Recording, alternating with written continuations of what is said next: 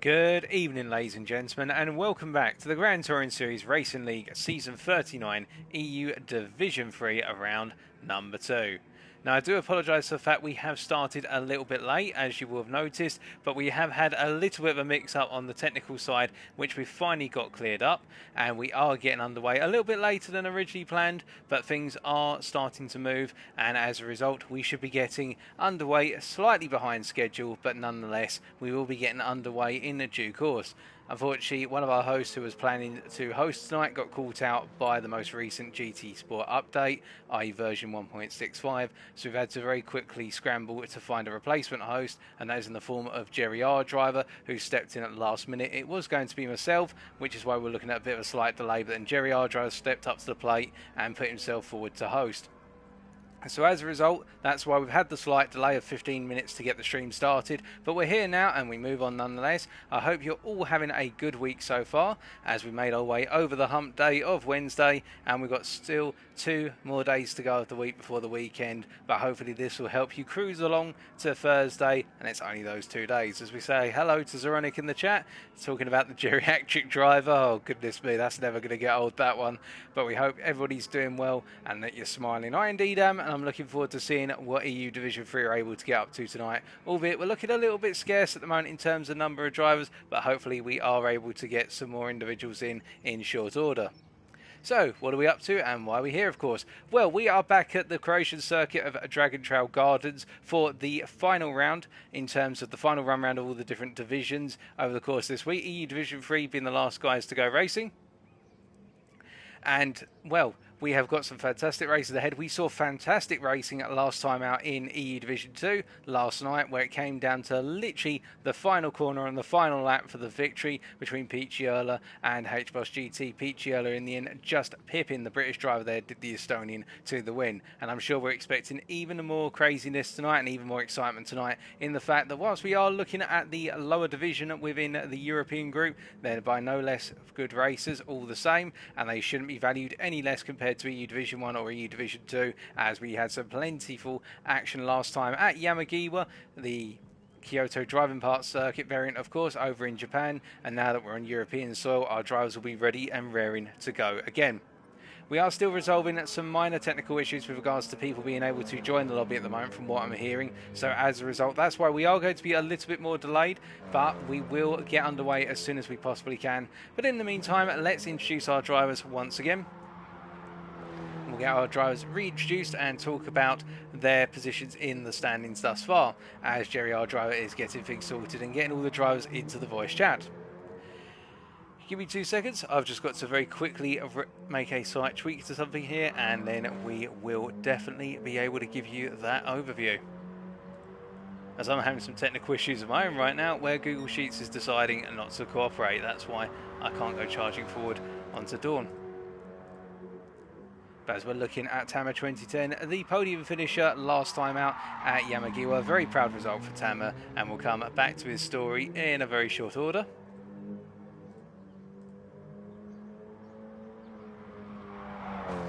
And we've also got Brownie making his way around the circuit right now.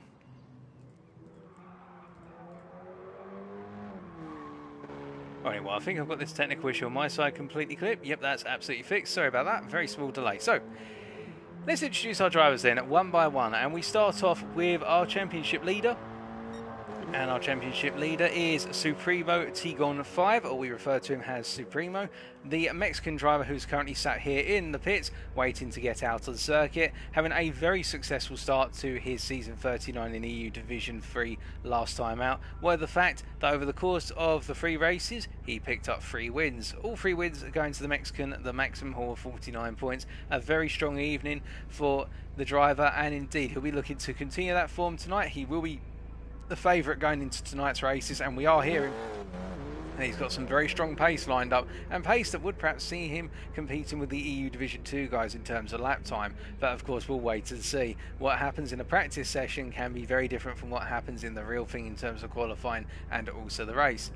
But of course, whilst he does have those 49 points, he does have somebody who's trying to chase after him right now, and that is the Scot of Heedless, who's going in, making his way all the way down to turn 9. The quadruple right-hander awaiting the Scottish driver as he makes his way in then. Heedless last time out, whereas Supremo came top across all 3 races. Heedless was the driver to come second in all 3 of the races. So those 2 drivers essentially cementing the top 2 positions, and Heedless did have the pace to match Supremo to a degree, but it was found that as the races went deeper and deeper, whether it be in the sprint race or alternatively in the feature length race, and that's where we really saw the differential, Heedless just seemed to not have the pace consistently by comparison with Supremo, albeit there were very consistent lap times set by Heedless, but he just wasn't able to maintain the momentum, which at some points was giving him the opportunity to start to close up to Supremo. But of course, it's a new track today, and it's a completely different style of track compared to the previous week, and we look forward to seeing what the Scot is able to achieve and see whether he can take a victory or 2 and close that gap of what is currently only 4.5 points, but every point counts.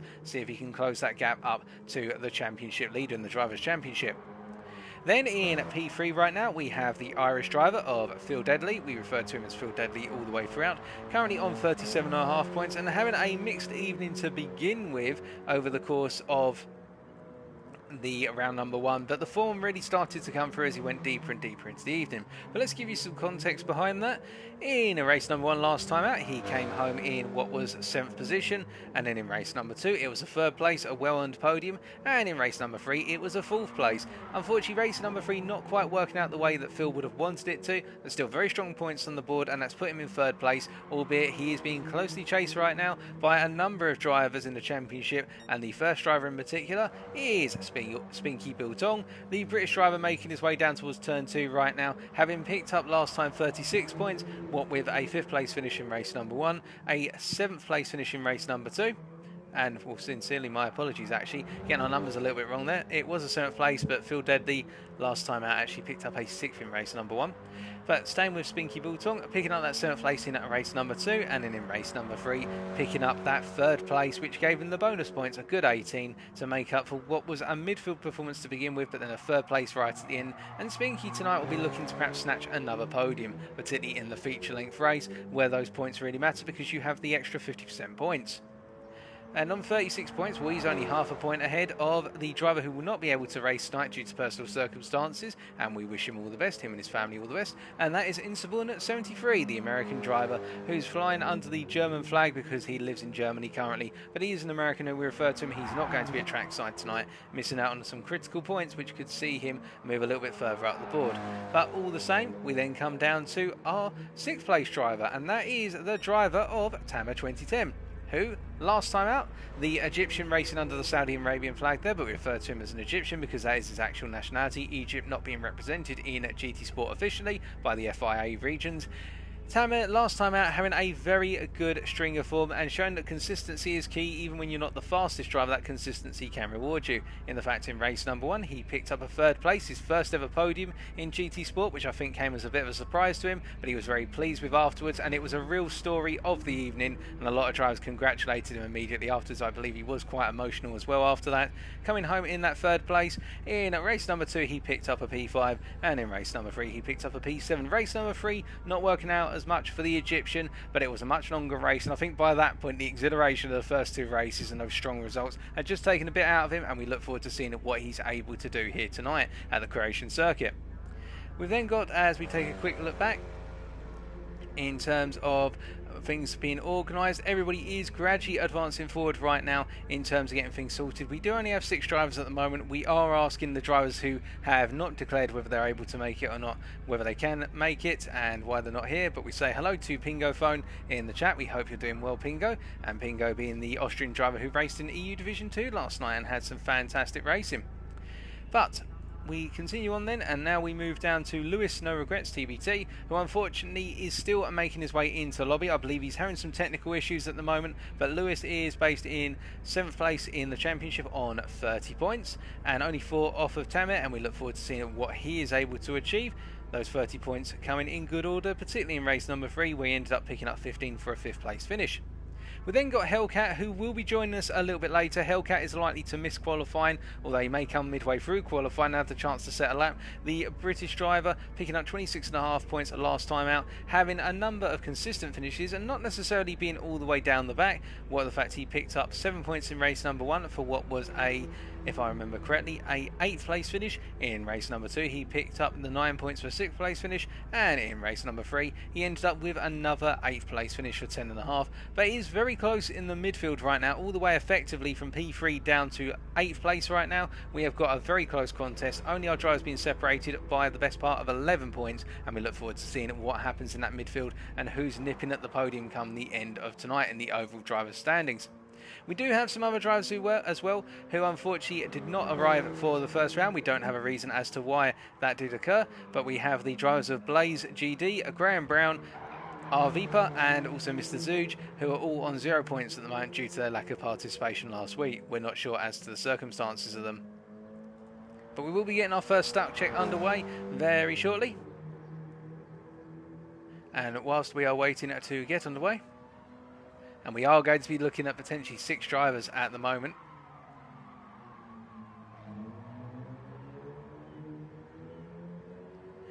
It is worth pointing out that with 6 drivers we will still go ahead, but the racing may be a little bit tighter. We're going to have some old school Gran Turismo 1 and Gran Turismo 2 and 3 as we get our first start check underway. If any of you played those games, and indeed Gran Turismo 4, you'll remember that the grids only featured 6 cars, if I remember correctly, and as a result we'll be seeing a little bit of a heart back to the legacy games.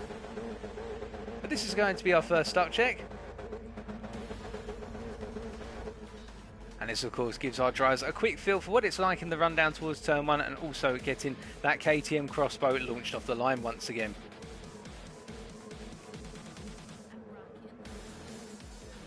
As we hear there from Jerry, our driver there, in the Twitch chat saying that he can see a massive grid.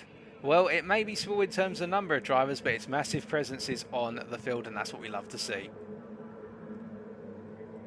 So it's lights out and away we go for our 6 drivers here, and I believe everybody has made it off the line successfully. Yet we can confirm that immediately.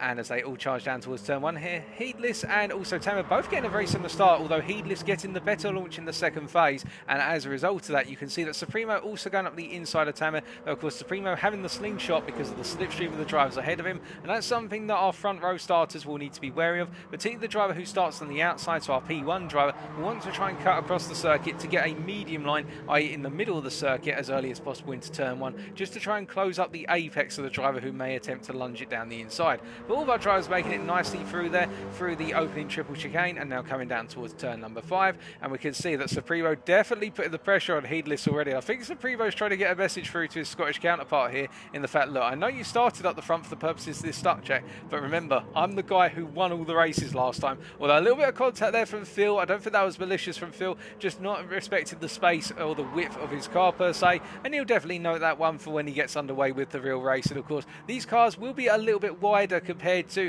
what they perhaps expect them to be, as we see a little bit of lag and Phil actually getting knocked for 6 out of turn 8, the Irishman spinning across the circuit and recovering rather rapidly. But we can see meanwhile up front with Heedless backing off, letting Phil back through, Heedless having that contact with the Irishman. We can see that Brownie has now taken the lead, and he's going to be getting some Brownie points here if he can nail it through the final sets of coilers and make it across the line on that start check race first. Of course there's no actual points for winning the start check race, but it's always a good set of Brownie points to kick off your evening on a positive note. But the Egyptian of Tamer is trying to fight back here. He goes to the inside on the braking into turn 13, but as he go a bit too deep, he does, and he clips the runoff area there, which will drag the rear right hand wheel over to the side a little bit. But that means that Brownie has got away from Tamer on the exit of turn 14, and Brownie picks up the win in the start check race. And behind him is Tamer in P2, Spinky in P3, Supremo in P4, battling with Heedless to the line here. Supremo just pipping Heedless, and last but not least will be Phil as he makes his way through turn 13, through 14, and completes our racing order.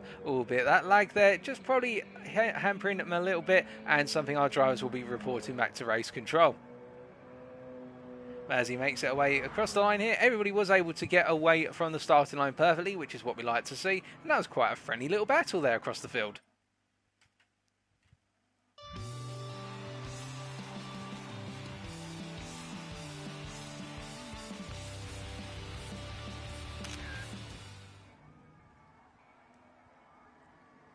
But that is our first stock check complete, of course, and with everybody able to do that, we'll be hopefully getting another stock check race underway very shortly. Just do a double check. I think it will be reported back, and in fact I'm just going to report back that Phil is lagging a little bit.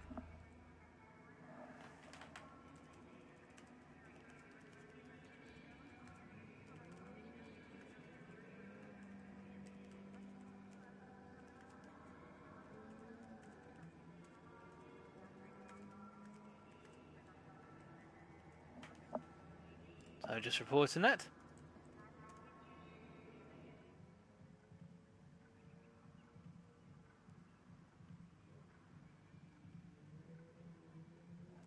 So that was really the first one there, as we just pull the headphone cable out from over my armpit. But it is good to see that some of our drivers who didn't quite have the pace last time out have got the pace tonight at Dragon Trail. And of course, that is something when we have different circuits. Some circuits will really play to a particular driver's strengths. And we can see that Heedless as well having a relatively good pace here, but not perhaps the pace where he's been able to run away with things compared to how he would have liked. And it is good to see that the Egyptian here of Tamer having good pace there and really chasing after that win, and we look forward to seeing what he's able to do. Now, in terms of qualifying, when EU Division 2 last night, we saw the pole lap was a mid 144. I do not expect that we're going to be seeing 144s from our EU Division 3 drivers, although they're welcome to surprise me, of course. I love having a good surprise or two. What I will say is we're most likely going to be looking at low 46s for pole, perhaps even a high 45 that may occur, but we'll say for the low 46s and anything beyond that will beat the expectations. That's the target for our drivers to be on pole, a low 46, and the lower they can get in there, all the better. But everything is just being nailed down technical wise right now, and we do have Hellcat who is going to be coming, of course, so we will have a 7th driver, and then if we are able to get Lewis in, we will have our 8th and final driver. So we'll have another 8 drivers much like before, which will be fantastic news as everybody's just getting themselves clocked in. Now, whilst we are waiting, of course, let's talk a little bit about the Constructors' Championship. Now, the Constructors, of course, with some drivers not turning up, is in a little bit of a muddle, but we've still got some good battles occurring up and down the field, albeit they're almost resumptions of the Drivers' Championship, but you just call it the Constructors. So, for example, our leaders right now are team number 4 on 81.5 points. That is the combination of this man right here, Heedless, and, of course, his teammate, the 2 Brits, Spinky Biltong.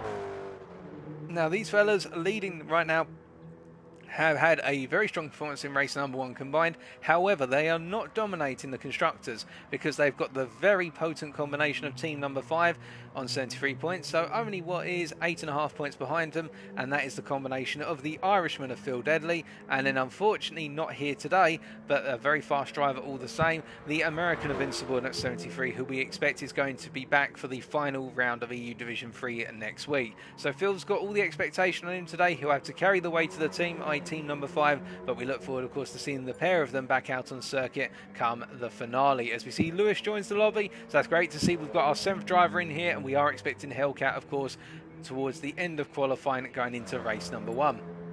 It's at that point then we've got sizable gaps down to the rest of the Constructors, starting off with P3, which is owned by team number 2, the combination of Blaze GD and also Supremo. Now, of course, Supremo is here, the Mexican driver. Blaze did not arrive for round number 1, so really it's the team that's made up of just Supremo right now, and then every other team from this point onwards is just a single driver who's actually participated. So team number 6 consists of Graham Brown, who did not participate, and Tamer's on those 34 points. And then we've got on 30 points team number 1, and that's just Lewis because Mr. Zuj did not participate. And then last but not least is team number 3 on 26.5 points, because that's the combination of Hellcat, who was here last week, and our Viper, who was not here last week. So that's why it's a little bit of a muddle, and really we're focusing towards the top end of the Constructors, where we've got 2 teams battling out as we get underway with stock check number 2.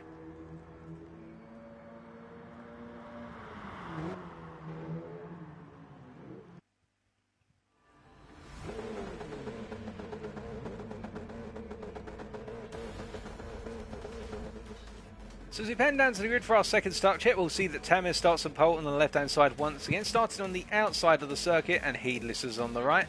And we expect that we'll see Lewis this time go for something fast off the line from P7. In fact, we're going to jump on board here with the Portuguese driver to give you a feel for what it's like launching it off the line.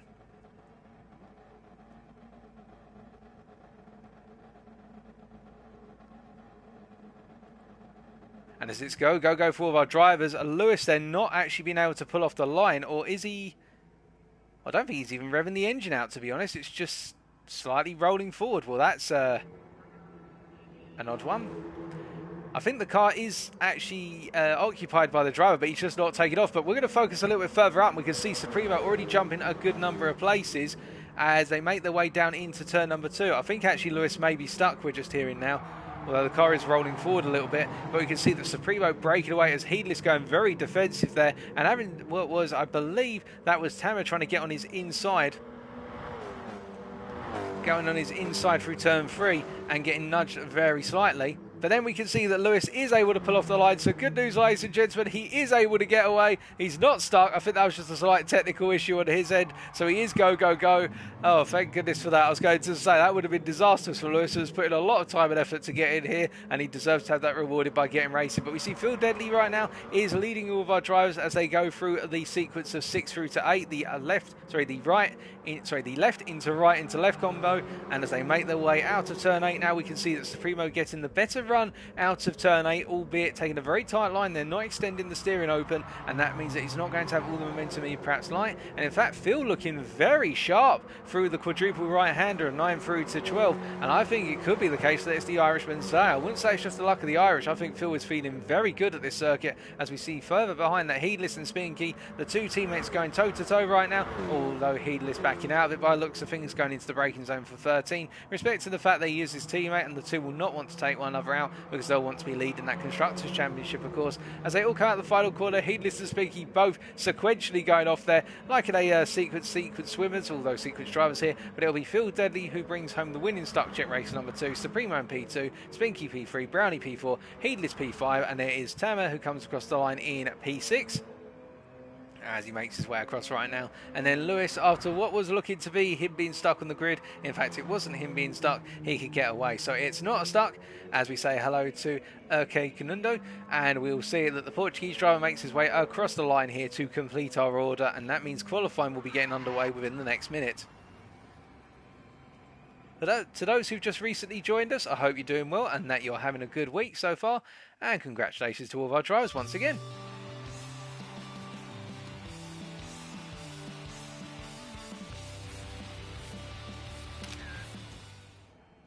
Alrighty then, folks, well, with our 2 stock checks complete, we will now expect that our drivers will be getting underway with qualifying, and that will mean 12 minutes, and by the end of it, who is going to be on pole? As we hear from Lewis that he forgot to turn on his steering wheel, so that's why he couldn't get off the line. Oh, dearie me. Well, at least he's got that issue out of the way and not in qualifying or the race, because otherwise that could have been a little bit more detrimental to his potential results tonight. So getting the little technical issues out the way nice and early. That's why we do the stock check races, of course. And qualifying is now underway. We've had the change of time of day, so it is go for all of our drivers. And who is going to be on pole by the end of it? Let's find out.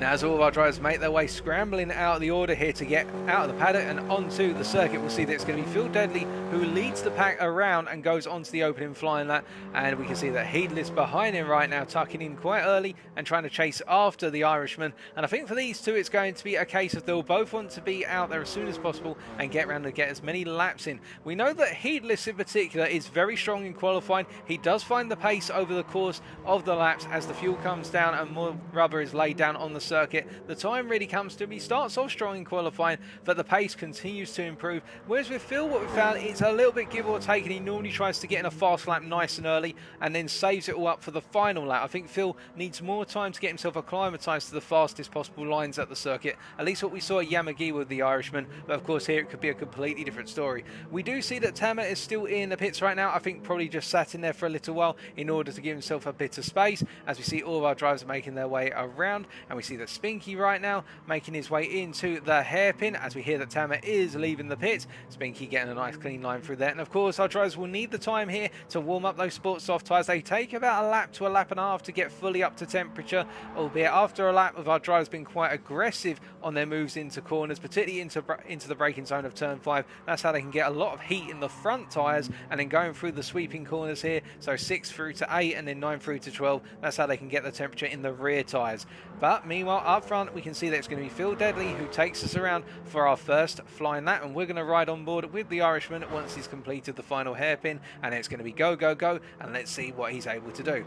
So coming out the final corner then, we jump on board and we're riding with the Irishman now for his lap. We can see him making his way up through the gears, got traction control on there, which is going to cost him a little bit of time in between gear shifts because the traction control kicks in to stop the rear wheels spinning up a little bit prematurely. But as he comes across the line, into turn one he goes for a nice late entry into turn one, albeit that means he's going to go a bit deep. He couldn't quite get the car clustered together there, but stays in 5th gear and now powers for it all the same. And coming down to turn two, a heavy braking zone here, and actually placing the car a little bit off of the racing line there, perhaps feeling that if he gets the car a bit more over to the left going into the braking zone or two, he gets the better turning, and indeed it has been rewarded to an extent, although he gets a lot of power out of turn 4, and that is in curtains already for Phil, as we see that Heedless right now is making his way out of turn number 4, and I think Phil is going to need to go again in very short order because that was disastrous for Phil, as we do hear that we have got a car parked up at the hairpin right now. I'm not sure what's happened, but it looks as though Lewis is parked up in the wall here, and I think he might be doing a little bit of fuel burning here to just get rid of the fuel out the car,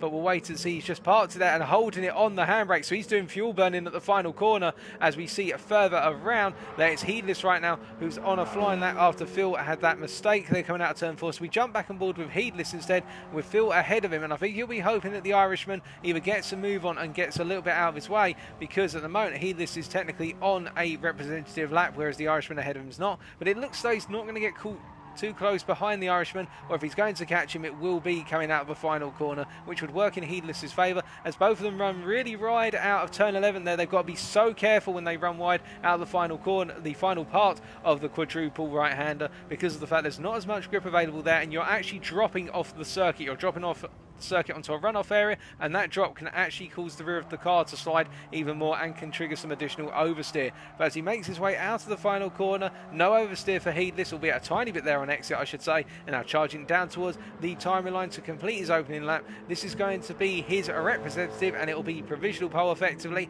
and that is a 48.3. What can other drivers do with Phil Deadly there going for another lap? Well, Spinky, Heedless's teammate, is coming across the line right now, and I believe this might be very similar to his teammate. It is a 48.0, so it's 2.5 tenths faster. What about Brownie? What can he do? This is looking a very fast lap already from Brownie, actually. It's a 47.8, taking provisional pole, and then Supremo, who is on a flyer right now, as we can see all of our drivers continue to make their way around. Supremo charging up towards turn 13 and 14, and of course he will be targeting pole position here, much like he did last time out. He goes all the way down towards turn 13 and brakes in nice and hard. In fact, trail braking into the corner here, as we do continue to hear the revving out of Lewis as he's burning the fuel on the exit of turn 13. And we can see Supremo coming across the line here, nicely flying through the extended hairpin. And what's this going to be? This looks as though it's going to be a 46 of some description, and it is a 46.8. That is a second faster than anybody else so far. I think Lewis is the man to watch out for. I think he is on a flyer, and everybody is going to know about it now, as we see that Brownie is the next person in line to challenge Supremo, albeit 1 second down the road. As we see Phil Deadly, he's making his way through turn 11 right now, and let's follow the Irishman as he makes his way to the end of lap. What's this going to be in terms of lap time here? It's hopefully going to be a significant improvement, given the fact the last lap was disastrous. But as he makes his way up towards turn 13 and 14, coming into the braking zone here, sliding it into the corner, and as he comes out of the final corner, he makes his way onto that exit curve and straightens the steering out as quickly as possible to avoid the rear end kicking, and he comes across the line here. And what's it going to be? This is looking as though it is going to be a 46. It's a 46.8, putting him only half a tenth off of Supremo. So the Irishman and the Mexican going to war for provisional pole right now, as we see that Brownie coming out the final corner. Indeed, a number of drivers ahead of him. Spinky's going to be the next driver across the line, and that is going to be a 48. It's not an improvement for Spinky. Well, this is going to be coming across the line, but firstly, what about Brownie? Can he improve? This is not an improvement from Brownie. And what about Heedless as he comes across the timing line now? What could he improve to? Well, this is not going to be an improvement. You can see, actually, this has been a disastrous lap for the British driver, for the Scottish driver, I should say. as Brownie getting off the racing line there, getting out of everybody's way as quickly as possible. I think having to take some evasive action of some sort, and now he makes his way around once again. As we do look further back, we can see that Tamer right now on a personal best as he comes into turn 13, sliding the car through the corner, albeit not letting the steering wheel unlock as much as perhaps he would like to out of 13, and therefore taking quite a tight entry line into 14, which will have cost him a bit of apex speed, probably about 2 to 3 miles now that he could have had. And as he comes across the line here, this is looking a good lap, and it is a 47.4, putting in provisional P3 with a deficit of 6 tenths to feel deadly, but he's got an advantage of 3.5 tenths towards Brownie. So Tamer definitely looking good for that second row of the grid right now, and if he can find some more time out there, he could even be on the front row. As we see Lewis, after getting a little bit of a warning from the stewards, I'm hearing in my right ear, with regards to fuel burning on circuit, he's allowed to fuel burn whilst moving around on circuit, but not while stationary. He's making his way now through turn number 8 and charging it down towards the quadruple right hand here, and we are expecting the Portuguese to be quite strong. Let's find out if he is, as he goes a bit wide there. I think he goes a bit too deep on the brakes going into turn number 9, but of course he'll use that information as he stays off the circuit in order to make sure whoever was coming through there is not impeded. Respecting the rules there very nicely was the Portuguese, and we see that really right now Heedless in a very difficult position, finding himself at the back of all drivers who've put in a representative time, and this is not where the Scot wants to be, given the fact that he's been so strong in round number 1, and today he is on the back foot as his teammate comes into the pits. Will we expect a double stop from the two teammates? Well, we see Heedless continues to make his way around the circuit here, and this is definitely a faster lap by looks of things, but what will it be as he comes across the line? It's going to be a 46.8, putting in provisional P2, only a tenth, or sorry, not even a tenth, 100th or so off of Supremo, as Spinky and Heedless come into contact with one another. Well, that's the last thing as you as two teammates want. Spinky coming out to that racing line and not realising his teammate was coming through. Well, I think they'll patch it up very quickly, but that's going to cost them both time, and they've only got a third of this session to go,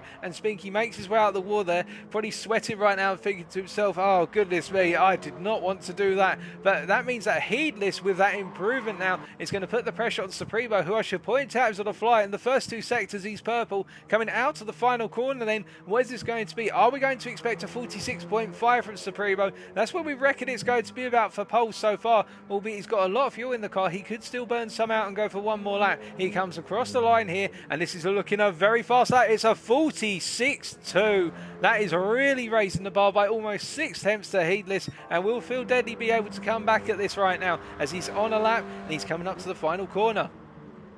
Well, making his way into turn 13 there, you can see very nice to the brakes, using the full width of the circuit, now coming through 14, getting the car very cleverly collected, and now coming out the final corner. Phil really starting to settle that rear end down on the car, and now making across the line. It'll be the Irish with a chance to strike back, and what does he set? It is a 46.5. He improves provisional P2, 2.5 tenths of our provisional pole time, and 3 tenths ahead of the Scot, who he's battling for a position on that front row. As we see Heedless right now making his way around. He's only going to have time for 2 more laps, we reckon, with that collision with Spinky, and Tamer right now on an improving lap. So let's see how the Egyptian does as he comes down towards turn number 9 here. He's got to beat his best of a 47.1.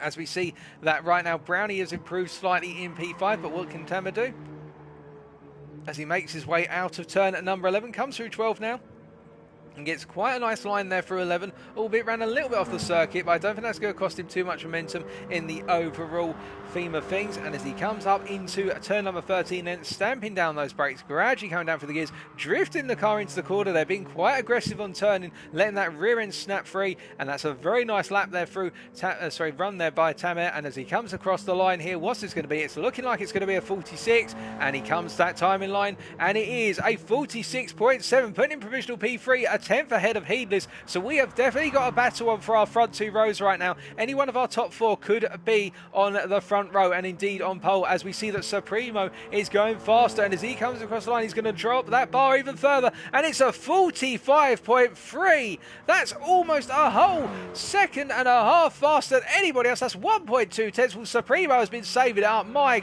goodness, if you wanted to make a mark, you have, and the Mexican has really raised that bar high, and I think the drivers are going to have all their jaws dropping right now, thinking to themselves, oh, I had a chance at pole, and now that's been completely wiped out. Or will they still have something in the bag? As we see Phil gets a little bit wide there out of turn 14 and goes into the pits, but that is folly because he's not going to have time to get around and do one more lap. So that will be the end of his qualifying session. I think Phil there just cut it a little bit prematurely, and that means now we are down to effectively two drivers who can perhaps usurp Phil for a place on the front row, i.e. in that P2 spot. Started off with Tamer, of course, and we've also got Heedless, who goes wide out of turn 10 there, and he's lost control of the car. This is going to be, unless he get it gathered back together quickly, this might be his final qualifying lap. He's going to have to go to get across that line, but we can see Tamer sliding his way through turns 9, 10 and 11, and now coming up into 12. I don't think this is an improving lap from the Egyptian as he makes his way around through the corner and now up the hill towards turn number 13, and I think Heedless is going to get in one more lap. He is going to cross that line. We're hearing he's just coming up to the timing line right now, so he will get one more. Tamer comes through the final corner, the final hairpin, as he makes his way through. I don't know if it's going to be enough for him to get across the line here, so I think he is going to be our first driver to complete his qualified session, his final flying lap, outside of Phil, who gambled going into the pits. But we can see that Tamer comes across the line, and this is not an improvement, so he will be P4. And what can the drivers around him improve to right now? As we see our next driver coming across the line is going to be... it's Supremo once again, but this is not an improvement, I should point out. Well, I don't think this is going to be an improvement. No, it is not an improvement from the Mexican driver, but that is the provisional pole time of a 1:45.3, and that was actually faster than most expected. Indeed, myself, I did not expect that at all. And now we've got Phil Deadly, who's on an out lap, so he will not be able to complete another flying lap here. And we've got Spinky making his way up the hill right now, and Spinky is the next driver to potentially complete a better lap. So as he makes his way through turn number 7 and up into 8, as we say hello to Sweelurb in the chat, and we hope you're doing well, my good friend. We can see that Spinky Biltong making his way down towards turn 9 and almost a second down in his previous best. Well, unless he can pull some sort of light speed magic here as he goes to the quadruple right-hander, this is not going to be an improving lap from Spinky, although he has jumped all the way up into P3. It should be pointed out in his previous lap, a 46.6 putting Spinky there. So really it's between himself, Tamer and Heedless for that position on the second row, and given that Spinky cannot improve here, Tamer's parked up, so he's not going to be improving, as we said earlier. Really it's now down to Heedless. What can he do in order to perhaps get onto that second row, perhaps chip Tamer off of the second row and be alongside his teammate? But it's going to be a long evening in that battle for the midfield right now, in the fact that really we have one driver with a huge amount of pace up front, and then from P2 to P5 they're almost inseparable in terms of lap time, as Heedless goes a little bit wide out the final corner, but that's not cost him too much time. But I do not think this lap's going to be an improvement, as Lewis, we forgot about him, completes a 46.3, a phenomenal lap there by Lewis, putting him on that front row, and Heedless does not improve. So that is qualifying complete, ladies and gentlemen, unless we've missed anyone. That means Supremo, the Mexican, will be on pole with a 1:45.3, a second clear of anybody else in EU Division 3 tonight. That is a phenomenal pole lap. Well done to the Mexican. He will be joined on the front row by the Portuguese of Lewis, who crept in right at the end there. We didn't see him on camera, with a 46.3. A nice lap by the Portuguese. Getting that fuel out of the car definitely helped him. Our second row will be started off by Phil Deadly, only 2 tenths off of the front row, and it was only a tenth and a half between himself and the British driver of Spinky Biltong, who'll be starting alongside him. And then look how much Tamer missed out on the second row by only a tenth, if that. The Egyptian will be starting P5, and he was only a tenth ahead of Heedless, the Scottish driver there, having a difficult time in qualifying and a very weak qualifying session, but of course he can make it up in the race. And Brownie a little way down in P7, the lone driver on our fourth row right now, the British driver with that 1:47.3. But again, we've seen that he's got quite consistent race pace, and we look forward to seeing what he's able to achieve over the course of the races. And I believe we will also have Hellcat, who is going to join us in P8. He'll be joining us at the back of the pack.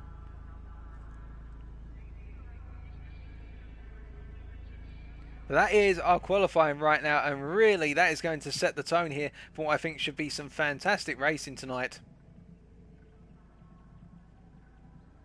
We've already seen a number of collisions in qualifying, with one collision in particular. But we are just waiting now for our qualifying grid to be set up, and then we will be a go for race number 1. But place your predictions now, folks. Well, to be fair, Lurb, the collision was between two teammates. It was between Spinky Vultol and Heedless. Heedless was coming across the start-finish line, completed a fast lap, and Spinky just completely forgot his teammate was coming through and pulled onto the racing line. But the good thing is they've already patched it up. I'm hearing down at race control that the two drivers in the paddock have patched things up, given one another a handshake to say fair play. It was a silly little incident, and they're going to move on.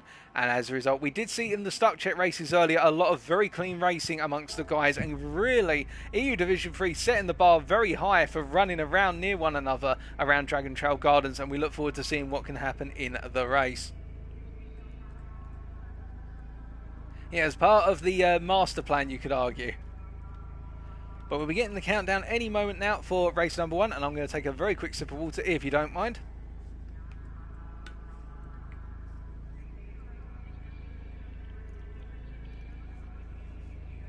I think the thing we can expect here, if Supremo nails the start, we may see the Mexicans start to pull away from the field. However, if any of the drivers starting behind him can get in the way, we're going to have 7 drivers minimum here.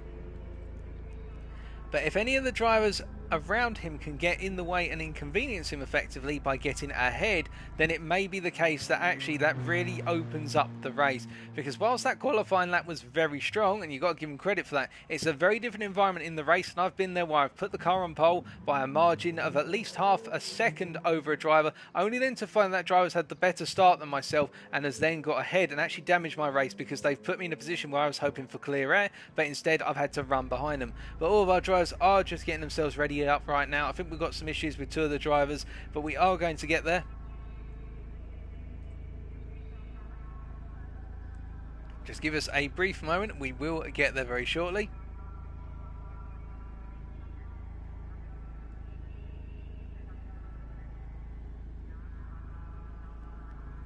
You can see we've got 6 drivers readied up now. And then we should have our 7th any moment, unless something's gone very drastically wrong.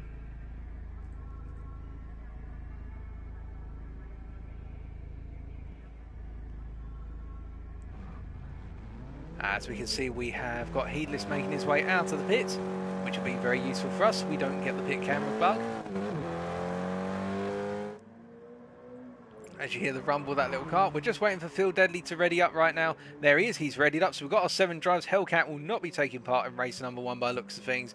We will be go, go, go instead for the first race of the evening, 6 laps. Alrighty, I've had it confirmed in my ear that we are about to get race number 1 underway. The countdown should start any moment now.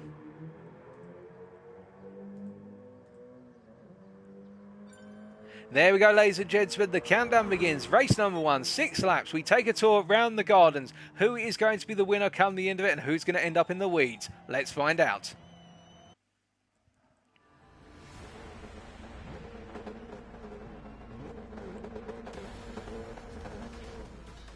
So as we pan down to the grid then, we've got Supremo on the left-hand side. To the right, we've got Phil Deadly. Behind them, Spinky and Lewis. Who is going to get the best run down into turn 1? Can some of the drivers further back get the launch on the leaders?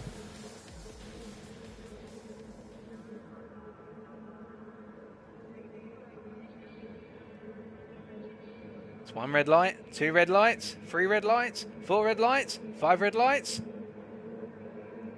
And it's lights out and away we go for the opening race of EU Division 3 tonight. And you can see Supremo getting the better launch immediately and starting to pull away a little bit and will give himself the advantage down into turn 1. Phil bogging down a little bit initially, but then starting to pick up. Although Lewis already making gains up into P3 is the Portuguese, as we can see that Phil Deadly right now having a little bit of pressure for the Portuguese and going defensive into turn 2, as it is right to, of course. But going onto that defensive line so early on will cost him some time to Supremo ahead. And this is what Supremo would have been banking on, I think. The fact that he'd have the drivers behind start to squabble and he can break away as Lewis cuts a good chunk of turn 4 there. He rides the sausage and now makes his way after Phil, and we can see behind Spinky and his teammate Heedless in a nose-to-tail battle as they charge down towards the hairpin for the first time of asking. And I think the teammates aren't going to squabble over this too much. I think Heedless looks in initially, but then realises his teammate is going for the move on the inside, and they try to make it a 2-for-1 special as they go through turn number 5. Lewis goes wide, Heedless stays on the inside. It's now going to be a drag race out the corner, but of course because Lewis was able to extend the corner, he'll get the greater speed up the hill into turn 6.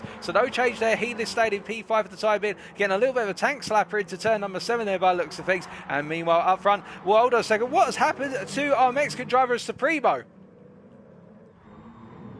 I think Supremo just went very deep into turn 5 because, well, he's definitely lost out the time. We didn't quite catch out Kara, but Phil Deadly leading right now after the first 2 sectors as they make their way through the quadruple right hand. I think Supremo getting caught out there by the cold tyres going down into the hairpin, as we see further back that Lewis right now down into P3 after that pass by Spinky, but still well within there. And I think all of our drivers right now just hedging their bets and placing their battles carefully, as we see that Phil Deadly and Supremo coming into terms with one another once again. So as they come out the final quarter to go on to lap number 2, we can see that it is currently Phil Deadly leading by the region of 3/10 of a second, albeit it's coming down with Supremo chasing after in the battle for the lead. Then we've got Spinky Biltong in 3-3, Lewis No Regrets in P4, Heedless and Tamer coming to blows down into the first quarter here, but up front we can see Phil Deadly and Supremo battling side by side. Supremo trying to go for that tight inside line, Phil going all the way around the outside here, and they're going to side by side all the way down into turn 2, and you can see that Supremo going deep on the brakes here. Will Phil try to come back? He can't come back. Supremo parks on the apex, and that's bringing Spinky Bulldog back into the mix. As further back we can see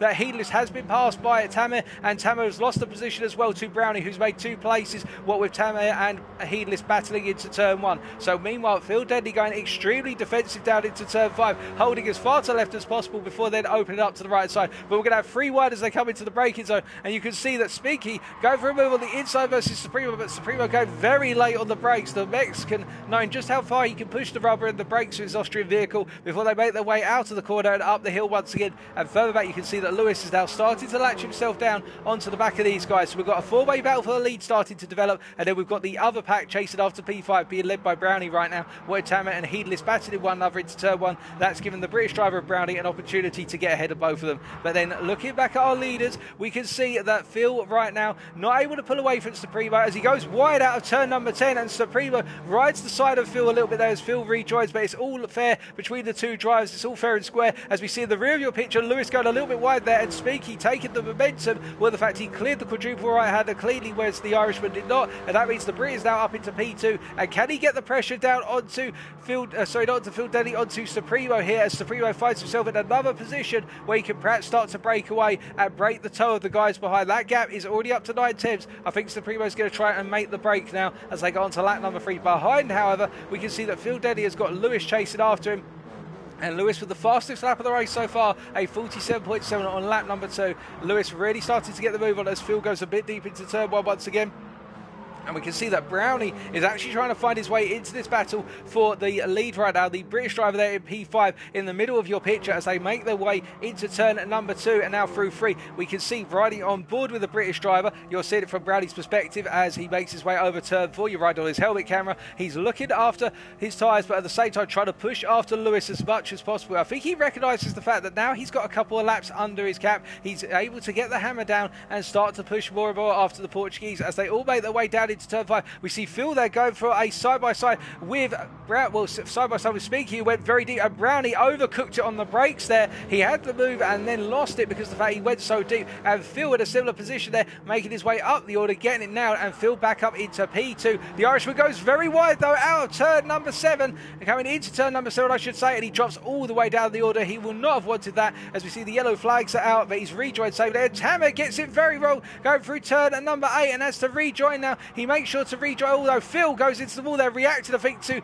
Tamer being there. It's chaos between those two as they both try to rejoin, but they're going to calm it down now, and Supremo is able to break away to a region of 3.9 seconds with it all kicking off behind him, as we can see coming down towards turn number 13 right now. Lewis in P3, but Brownie behind him in P4, and Brownie being rewarded here for his patience, just simply letting the drivers around him do the fighting and make the mistakes as they all go through the hairpin once again, and you can see that Brownie is getting closer and closer to the back of the Portuguese, who is being pushed harder and harder. He's trying to find more time, trying to go as far onto that race line as possible, as Heedless has got it very wrong coming out the final corner as well. The Scottish driver just not able to get things nailed down in race number 1 so far as we get over the halfway point of the race, and you can see even further back that Tamer coming across that line right now, and Phil Deadly. Well, those two have had a disastrous race and will try to catch up, but really the main battle we've got going on right now is the potential hunt for P2. Well, the fact our race leader has run away with this somewhat in the fact he's 3.7 7 seconds up the road, but he could make a mistake. These cars are so light. Remember, they're only 718 kilograms, and you get it wrong on one curb, and your whole race could be in tatters. As we see Spinky makes his way down towards turn number 5, and behind him,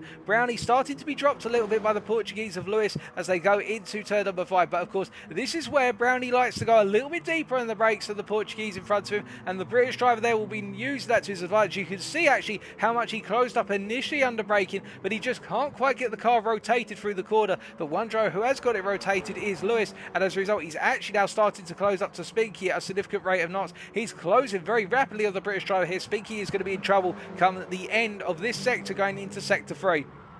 Now, from the Portuguese perspective, what do you do here? Do you size up a move into 9? Well, it's near impossible to go for a move into 9. The driver who you attack has to be so compliant to give you the space, as Brownie goes a bit deep under braking there, but collects it just in time. But looking back at our battle for P2, we can see right now Lewis placing himself as best as possible to get the toe down towards turn 13, but he's lost a lot of time through the quadruple right-hander, and what that means is now Lewis is going to have to wait until another lap. He's got to close up again. He's got to do it all again and try coming back, and that's the difficulty around Gardens. You make one mistake and you cost yourself the opportunity to strike at a driver, because there's only really a limited number of overtaking options. You've got turn 1, you've got turn 2, you've also got turn 5, otherwise then you've got to wait all the way up to turn 13 unless the driver you're battling with is extremely compliant, which whilst we have seen some compliant overtakes over the course of the racing nights here, as Lewis gets ever closer to Spinky, but Spinky taking that drifting line through turn number 1, and it's working well for him. That compliance isn't always there, and that's in the minds of our drivers as we see it, Spinky making his way into turn 2 once again. Now up front, Supremo still pulling away. That gap is now 5.5 seconds. He's set at 44.9, the fastest lap of the race so far, and getting close to his qualifying time. And we can see Lewis really mastering the art of riding the sausage there, coming out of turn number 4. And as a result, he is getting ever closer to the back of the British driver as they come into turn 5 once again. Will it be a move up the inside? He's very close. He goes for the move, does Lewis here. And as they come into the apex here, you're going to see that Spinky's going to try and cut it back. He goes for an early turn in there, and that's a very nice counterplay by Spinky. He gets the momentum, he builds up that throttle, and now they're side by side up the hill here, but Spinky's got to give Lewis a little bit of space. There's a bit of contact, and that actually knocks the Portuguese wide there, and I think Spinky hasn't realised what he's done. I think he'll be forgiven once by Lewis, but do it twice. I think Lewis might have something to say about it with the stewards afterwards, but you can see that Lewis is definitely trying to put that pressure on Spinky, but Spinky in return knows where to place the car. He just needs to respect the width of the car a little bit more, but it's all fair so far, as we can see that Brownie is chasing after these guys. And remember, Brownie, as they all go wide, they're all starting to use that wide line out of turn 11 there, and I think it's benefiting these drivers. Brownie is the one watching on right now as we jump on board with the British driver here, as you ride on board with him once again, making his way up towards turn number 13, breaking down from what is 205 kilometres an hour, snapping his car into third gear, and now coming through the hairpin here. You can see Lewis going for that inside move with Spinky, who made the mistake there and went a bit too deep, and Spinky actually started to fall off the cliff a little bit in terms of lateral grip as they make their way out the corner, and now they charge down towards turn number 1 once again. Onto the final lap these three go, as we can see up front Supremo 7.6 seconds clear of the field, and that's a lifetime in these vehicles at the moment, and he's only got to make a mistake for that lifetime to come back to reality, as we see that Lewis in a real pressure cooker of a situation with Spinky. And I think now Brownie's going to be wondering, right, how do I get into this? So Spinky goes to the move. Lewis goes a bit deep into turn 2, but Spinky's on the outside, and Lewis going defensive into turn 4, as is his right, and that's costing them both so much momentum. But Brownie having a disastrous run through turn 4 there. That would have been his opportunity to get close to them and potentially sandwich himself into the battle for P2 going into turn 5, but Brownie's too far back as they go into turn 5. Lewis on the inside. Meanwhile, you can see that Lewis on the inside, and we can see that Spinky on the outside. Again, Spinky trying to do the same thing as what he did on the previous lap, going for that early turning to get the momentum up the hill. And as they go into turn 6, they're side by side once again, and they make the way, and this time Spinky gives his Portuguese rival the space, and in return he tries to go around the outside, but he gets knocked a little bit wide, but they keep it on the circuit. And now Brownie's trying to get into the mix here and trying to find his way up onto that podium status. Heedless has promoted himself back up to P5, and we can see that as they all come into the quadruple right-hander, Brownie all over the back of Spinky, but he's getting that nasty dirty air now. He's so close to the back of the KTM in front of him that it's causing him to slide wide a little bit, so he has to lift off the throttle. He's losing that momentum, and now they've run all the way up towards turn 13. Only one last chance as they all make their way up into the braking zone. But talking about last chances, it's the first chance to win, and he's taken it. It is our race winner, ladies and gentlemen. Supremo from Mexico comes across the line in a dominant display here, 10 seconds clear of the rest of the field, as Lewis makes his way out of the final corner corner, nailing the final corner, and it will be P2 for the Portuguese as he comes across the line here. A good start to his evening. Speaking in P3, round off the podium, and Brownie in P4, missing out by a small margin. Heedless recovered to P5 in the end, and Tamer will come across the line in P6 after that disastrous moment between himself and Phil, which I think was just a racing incident. It was a little bit of confusion on both ends. And last but not least will be the Irishman of Phil Deadly, who will know he has got the pace to be right up the front in the races ahead, but he just needs to have a cleaner time of it. And not necessarily his fault, of course. He was in the wrong place at the wrong time, and it was a misunderstanding between himself and the Egyptian driver. But there's plenty more points out there, plenty more racing, and Phil will know that, and he'll be raring to go immediately once he crosses that line. Congratulations to all of our drivers, but to our race winner, Supremo from Mexico.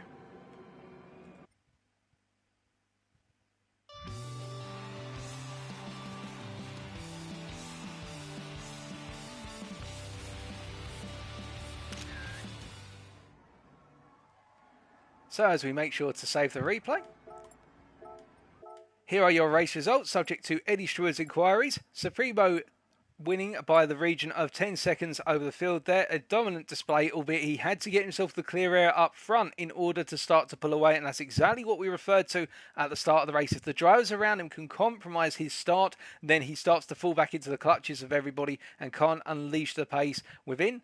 Second place going to Lewis there in a very good defensive display right at the end and nailing it in the final sequence of corners on the final lap to keep that second place. And Spinky looking very competitive, whereas his teammate does not right at this time, and Spinky putting in a good job to seal that third place. Brownie 192 and Heedless rounding off our top 5, and the fastest lap of 44.945 going to Supremo on lap number 3. Now, of course, we do have a couple more races to go. That's just race number 1. And what we can tell straight away, as well as the fact that Supremo really needs to be given the space and time to pull away from the field, is that in the racing, as long as it stays clear, really, our other 6 drivers, so Heedless all the way to Lewis Heedless all the way to Lewis and whatnot, they're all very competitive in terms of race pace, and it's not a case that we have one driver who sort of separates themselves from the field for P2, for P3, etc. We could really have anybody on that podium, and even Supremo, to be fair, could lose positions if he gets pulled in to fight with the drivers around him. So as a result of that, it's going to be one heck of a night, and I do wonder whether we are going to see a different race winner come race number 2 or race number 3. I think if we're going to see a different race winner, it will be in race number 2. But of course, if Supremo can nail that start, he might just break away. And I think some of our drivers as well have spent more time practicing running the car in dirty air behind another car, because you could see, for example, Brownie was looking a little bit faster than the drivers around him or ahead of him, but as soon as he got into that dirty air zone of 0.75 seconds off of the rear of the car in front, he immediately started to be caught by the understeer. And towards the end of the race, when he was chasing after Spinky, he started to become more adept at driving in it, but initially I think it came as a bit of a surprise, where other drivers seem to be very comfortable for brake balances that are quite heavy towards the rear in order to open up that rear end as much as possible and trigger as much oversteer as possible when they're running in that dirty air. It would be a valid tactic. But we are just waiting now for the countdown for race number 2. We are expecting one driver to still ready up, and that is Heedless, who just needs to ready up. As we're going to take a very quick sip of water. I think we've got some predictions in the chat, though, that this man right here could pull off another win and essentially do a Lewis Hamilton. I lead it from start to end running away, but we'll wait and find out.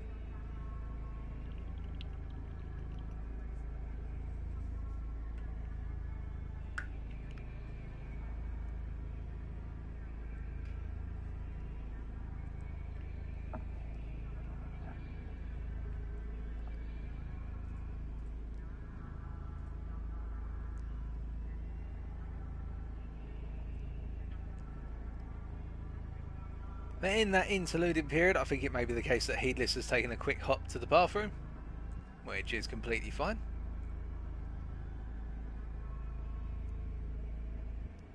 And we don't ban our drivers from taking a brief toilet break.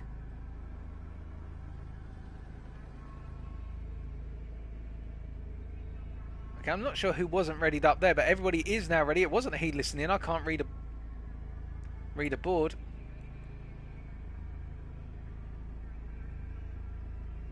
But everybody is ready, so race number 2 is about to kick off. Alrighty, there is the countdown, ladies and gentlemen. We go around for another 6 laps. Who's going to be the winner come the end of it? Will it be Supremo or will it be somebody else? Let's find out.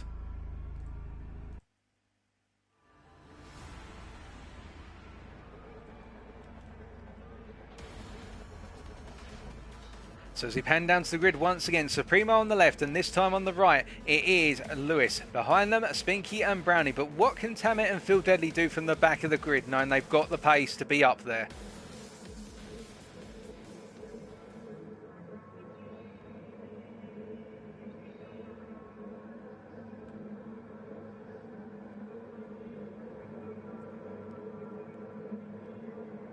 And it's lights out and away we go, and Supremo having a delayed start there and Lewis having the best start of the pair of them, and you could see immediately how it's being rewarded, and that Lewis is going to be on the inside into turn 1. Now will Supremo try to go the long way round here, or will he try and cut in early where it looks as though Supremo's trying to run it around the outside, but he can't, and Lewis has got that momentum. Now surely Supremo's going to try and come back nice and early into turn 2. No, he doesn't, so Lewis has got the jump on our race leader, and we can see that Spinky in P3, he's already right on the back of Supremo, but he goes a little bit deep onto the gravel.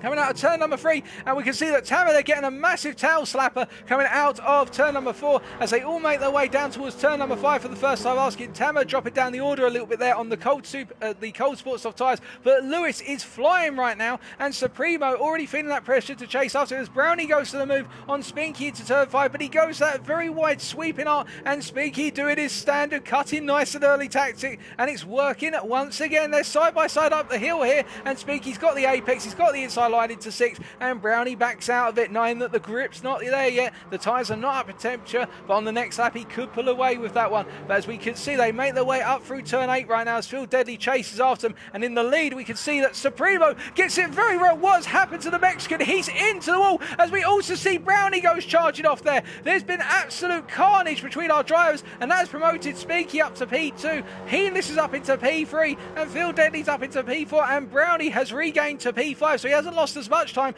Tammet's up into P6, and Supremo is now chasing after the whole field. It's a recovery drive immediately as they all come up into turn 13 then, and we can see that Lewis really keeping it nice and clean right now as he makes his way out the final corner. It has been a completely crazy lap, a completely unexpected lap, but I can tell you after one lap it is Lewis No Regrets leading by a second over Spinky Piltol, followed by his teammate Heedless in P3, then Phil Deadly 1.7 seconds back, Brownie 8/10 of a second back, and then Tammet 7 seconds back, and he's going to be overtaken by Supremo, who had that disastrous opening lap, and now he is side by side with Tammet as they go into turn number 1. The Egyptian's on the outside, the Mexican on the inside. Can he come back via the cutback here? I do not think the Egyptian's got the momentum to do it, although never say never. In fact, he has got that momentum because Supremo understeers and has to lift off the throttle, and that means that the Egyptian battles back into P6, so the fight continues there. Meanwhile, up front we can see that Lewis already under pressure from Spinky and Heedless. They're both what on earth has happened there? I was going to say that is a massive bit of lag.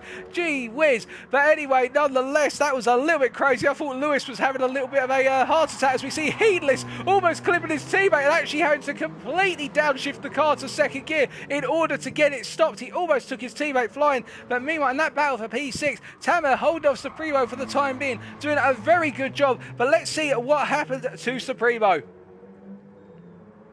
So we're going to ride on board here with the Mexican, and I get the feeling what's going to happen here, he's going to go a little bit deep off of turn 8 onto the gravel. He's going to drop into the trap. No, he doesn't, in fact. So what happened? Well, Lewis pulled over, and I see Supremo tried to essentially put himself on the outside into the corner, and that's how it all kicked off. Now, what also happened to Brownie at that point? Because we saw that it went very wrong for Brownie, and there's been no change in position, so we'll take a quick look back at Brownie as well.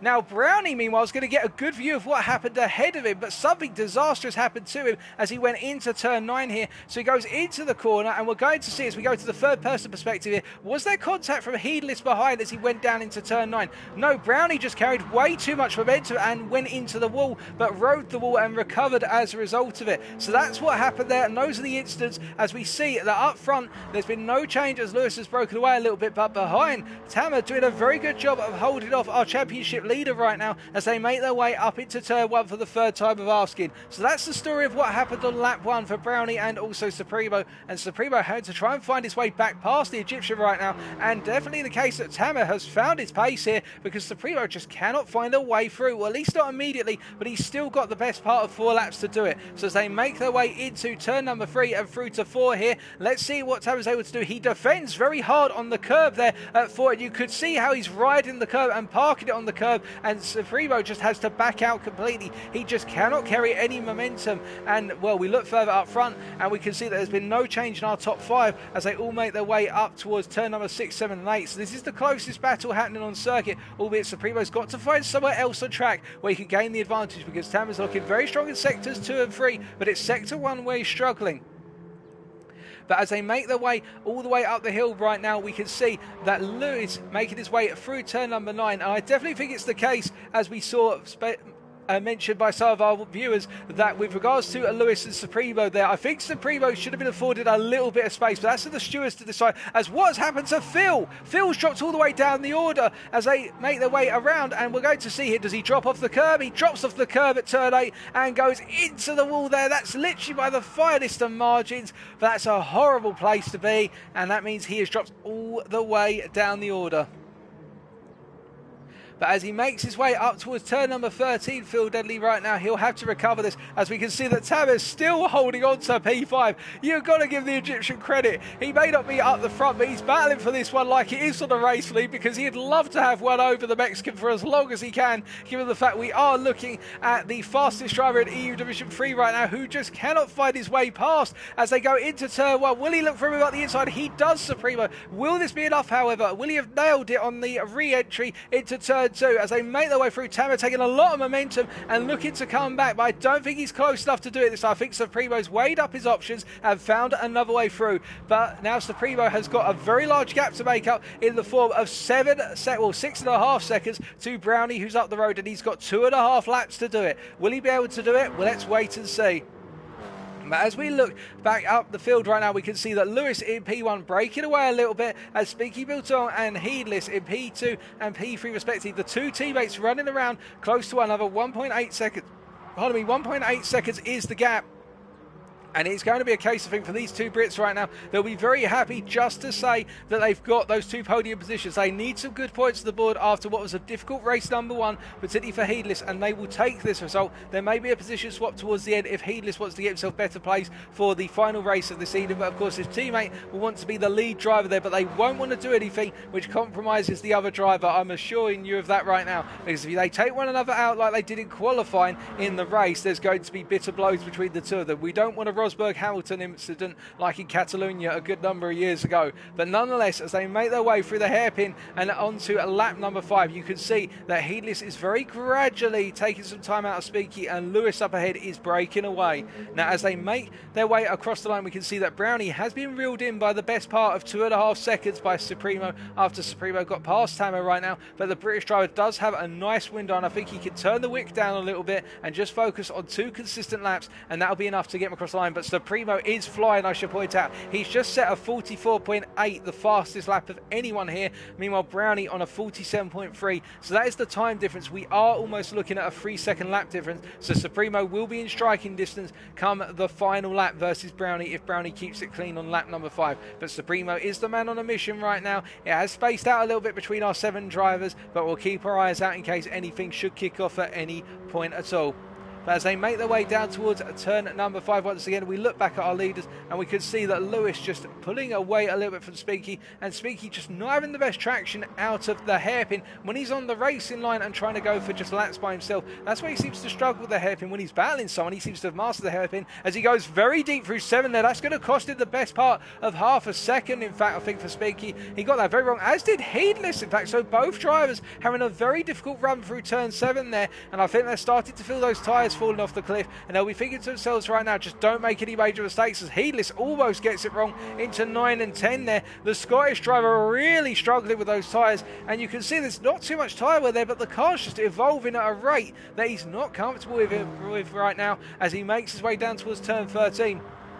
But it is a difficult case, and I think they've just got to keep it together. As we look back to Brownie, and we can see that Supremo has not taken as much time out of him on this lap compared to the previous lap. In fact, that gap has only come down so far by about 1.5 seconds. But at this hairpin, Supremo rips out about half a second by looks of things, but then the timing screen updates, and in fact, it's not too much of a change. So I think Brownie is going to be safe unless he makes a mistake as they all make their way onto that final lap. And looking further back, we can see that Tamer is gradually being reeled in by Phil Deadly right now. Phil, for reference, is the best part of 1.8 seconds behind as we watch the Irishman make his way across the timeline onto that final lap. But up front, meanwhile, we can see that Lewis, 2.3 seconds is the gap, 2.5 seconds now is the gap between himself and Spinky just not able to respond right now. But I think for Spinky and Heedless, I said earlier, if they could take the double podium here, they'll be more than pleased with that. They'll give them the constructors, and that's what they'll want. They'll both want to, of course, be up there in terms of the Drivers' Championship, but the constructors will mean a lot to them, and they were very happy with their joint results last time, and they're looking to get even more points on the board. But as we look further back, we can see that Brownie right now closing up on Heedless a little bit, although Supremo's at the rear of your picture, and you can see that the Mexican driver could sniff a potential chance if he absolutely nails it over the course of the rest of this lap. And it's going to be one of those difficult ones whereby I think in Brownie's situation, he just needs to focus on getting the car home. Don't worry about that timing screen, because once the Primo gets within a second, he's then got to push a lot more in order to get through. In the fact he's got that dirty air to contend with, and the tyres are quite worn now by comparison with earlier in the race. As Brownie makes his way through turns 9 through to 12. And speaking of sixes, here's Tamer in P6 right now, who's being closed up by Phil Deadly. Will Phil Deadly have the position come at the end of this race? We'll wait and find out. But talking about the end of the race, as he comes out the final corner, it's been a strong race, and it was handed to him a little bit with the mistake, with the instant between himself and Supremo. But nonetheless, Lewis comes across the line to pick up the win ahead of Spinky Biltong, 4 seconds clear, and then behind him is his teammate of Heedless, who held on to P3 in the end with a difficult closing set of laps. Brownie in P4, Supremo in P5, Tamer in P6, who just holds off Phil Deadly in the end to P6. The Egyptian pushes across the line, and then last but not least is our Irishman, who will be thinking he's got it all to do in race number 3. Congratulations to all of our drivers, but to our race winner, Lewis from Portugal.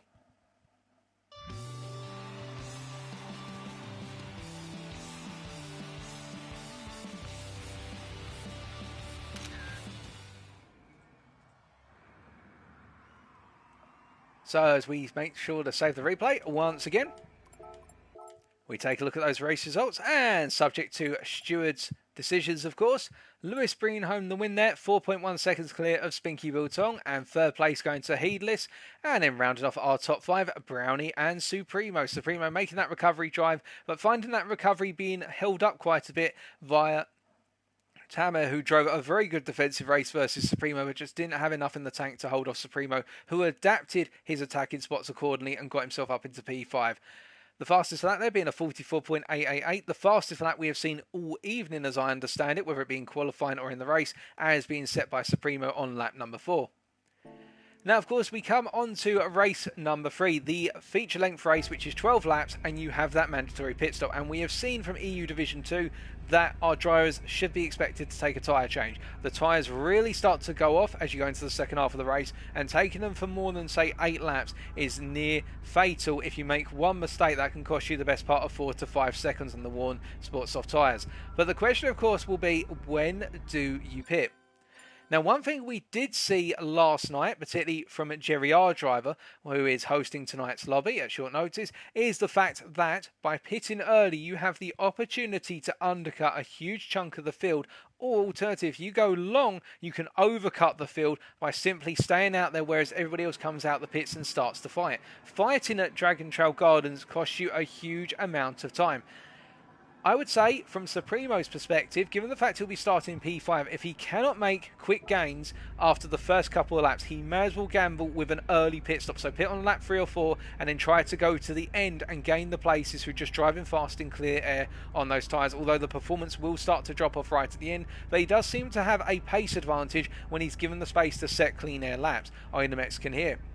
Meanwhile, if you're looking at a driver such as, say, Lewis or Spinky Bouton or Heedless, you'll want to go a little bit longer, assuming you're able to hold on to your top position going into the first couple of laps of the race, because then you can start to extend your stint and evaluate how much time you lose to the drivers around you. And we know the time loss for a tyre change here is approximately 16 seconds, so that's the window that our drivers will be factoring into their heads. That will be the big question, and as has been pointed out by Vox Bacchus, who we say hello to in our Twitch chat, he reckons, and I agree with him, if this man right here can pit and find himself clear out on track in the early stages of the race, if he pits in the first half, we could see him jump a lot of positions, if not jump all the way from, say, the midfield to the lead. But then again, if he finds somebody who wants to pit early with him, he may have to clear that driver, and that's what it's all going to come down to, as all of our drivers are readying up right now.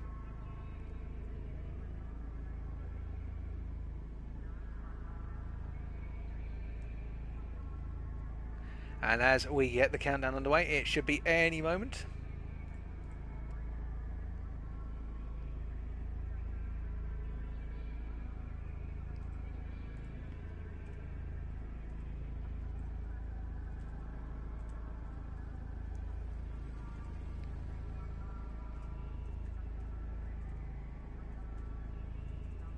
And give me 2 seconds, ladies and gentlemen. We do have a little bit of a argument, should we say, kicking up.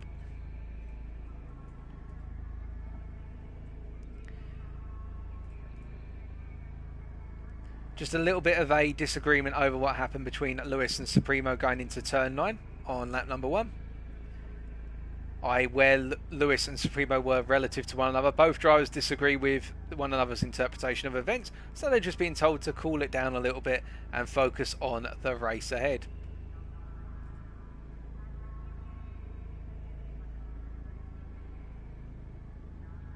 It's been fantastic racing so far, and we've had the thumbs up. Race number 3 is about to happen, and we'll be getting that countdown any moment now.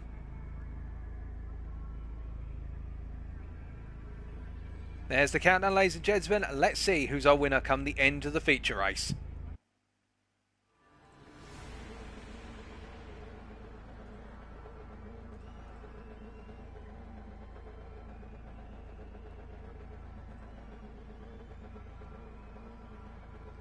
This is not looking positive. We've just lost our Portuguese driver of Lewis. I do not know whether we're going to be getting a restart of the race. So that is our grid, but I'm waiting for confirmation if we are going to do the race with only 6 drivers.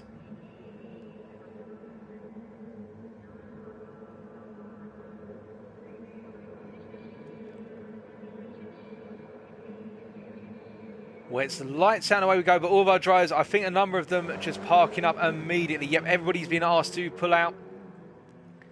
So we will be resetting. It will be a race restart. We've just had that confirmation. We will be getting Lewis back in here, and then we'll be getting underway once again.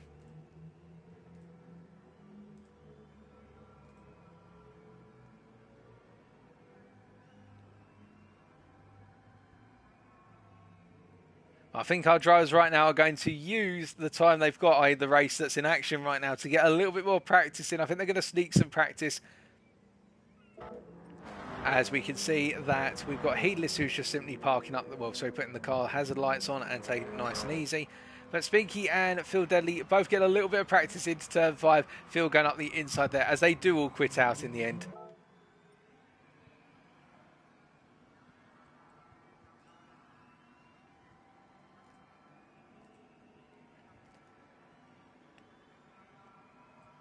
But we are going to be getting a race restart in short order for you, ladies and gentlemen.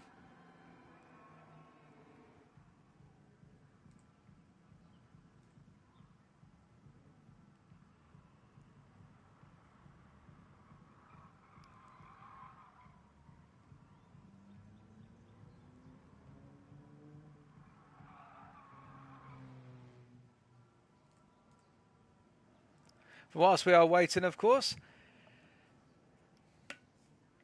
just keep in mind that after this, we move on to week number 3 next week, where we take the little KTMs to Spa-Francorchamps.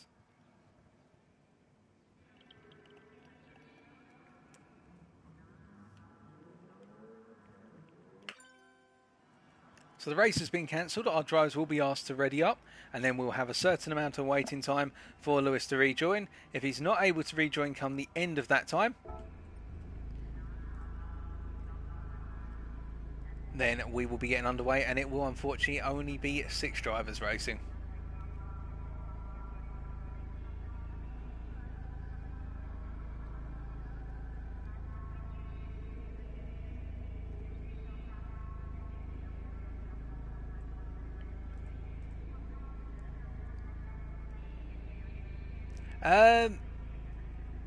Just double checking that for you, Erk. I'll be honest with you, I wouldn't say it was Lewis quitting or pulling the plug. It is a technical issue on his end, unfortunately. We're just getting confirmation from him right now that something has gone very wrong for him.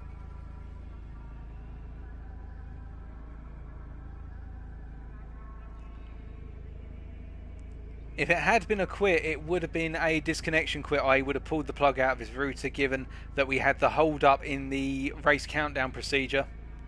And we are hearing that, unfortunately, due to a power outage with regards to where Lewis lives, he's had a power outage, and as a result will not be able to race in a race number 3. So we will be losing our pole sitter for race number 3 and only proceeding with 6 drivers in the end. It has been a difficult night for EU Division 3, but we've still got 6 who soldier on all the same, as we have found out also Hellcat was not able to make any of the races tonight. Hold up a second, hold up folks, Lewis may be coming back, hold up.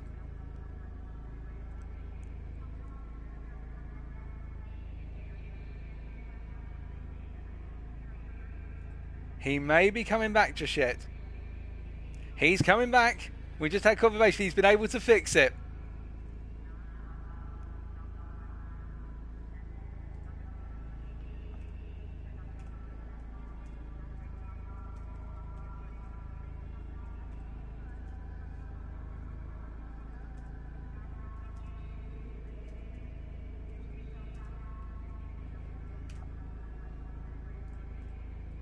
He's trying to get things fixed right now, as you've also said, Creatura 17.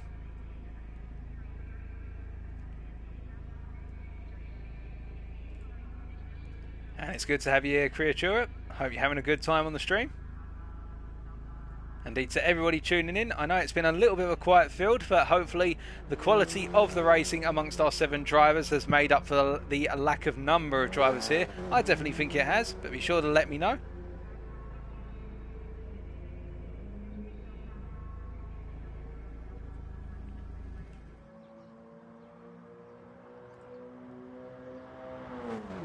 Thank you very much.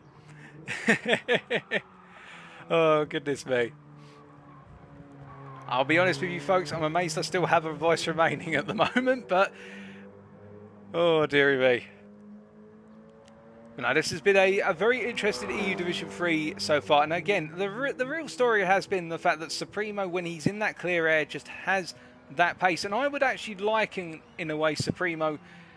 Perhaps I'm wrong here, folks, but I would liken his performances to the Sebastian Vettel in the days where he was racing for Red Bull, in the fact that when he did have that clear air out on the circuit and the car didn't have pressure on it, it was just able to completely fly.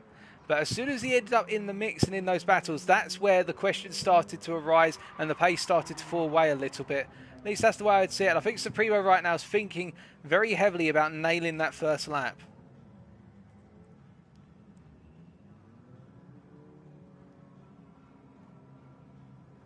But we are just getting a full power restart from Lewis right now. He is getting things sorted out.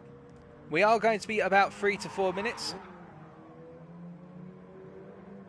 And Vox has punched his ticket in terms of Supremo passing the field in the pits for race number 3. We will see, of course.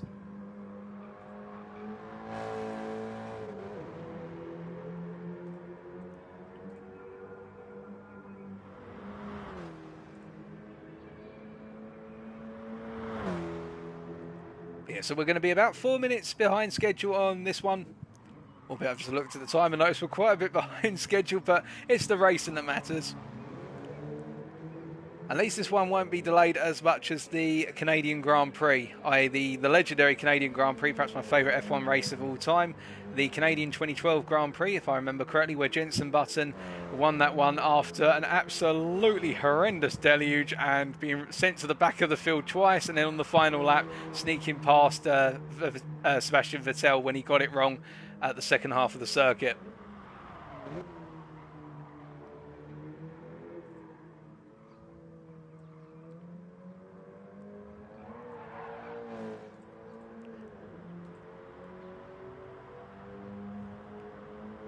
I remember that because I was watching it live on BBC, and well, it was scheduled to only last 2.5 hours on the BBC programme, then all the shows got pushed away because of it.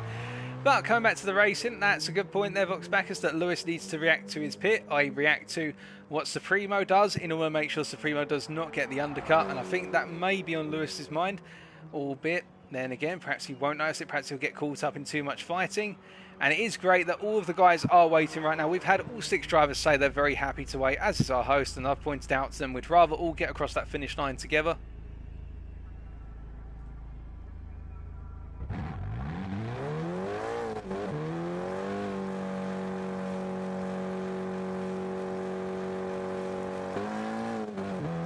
And just to clarify for you, ladies and gentlemen, and I do apologise to Lewis if he watches this back later and is not happy with me unveiling a little bit of his personal situation at the moment, but Lewis is a truck driver.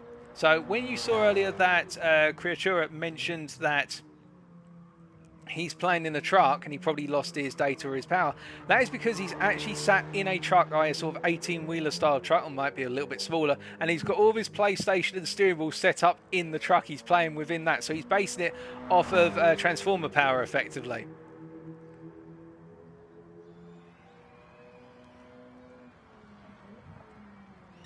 Which I think is absolutely fantastic personally.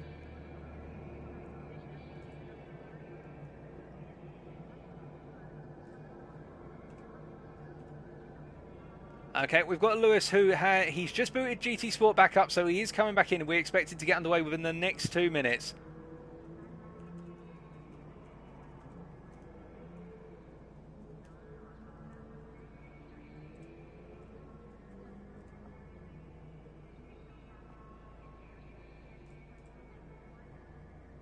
He's inside Optimus Prime. Oh dear, there's Lewis, he's back. I think of a round of virtual applause. He's making his way back in.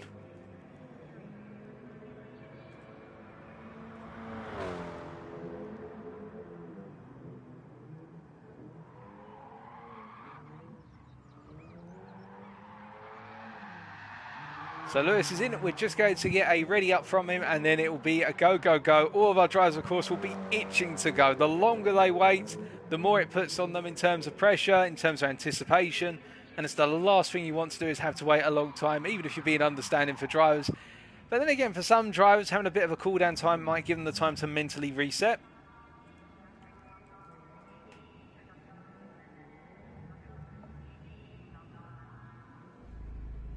Everybody right now, and there is Lewis. He's back in the lobby, so we are going to be go, go, go for race number 3, the feature length race, 12 laps. Let's get that countdown underway. There it is, ladies and gentlemen. So 12 laps. Come the end of it, there can only be one winner. Who's it going to be? Let's find out.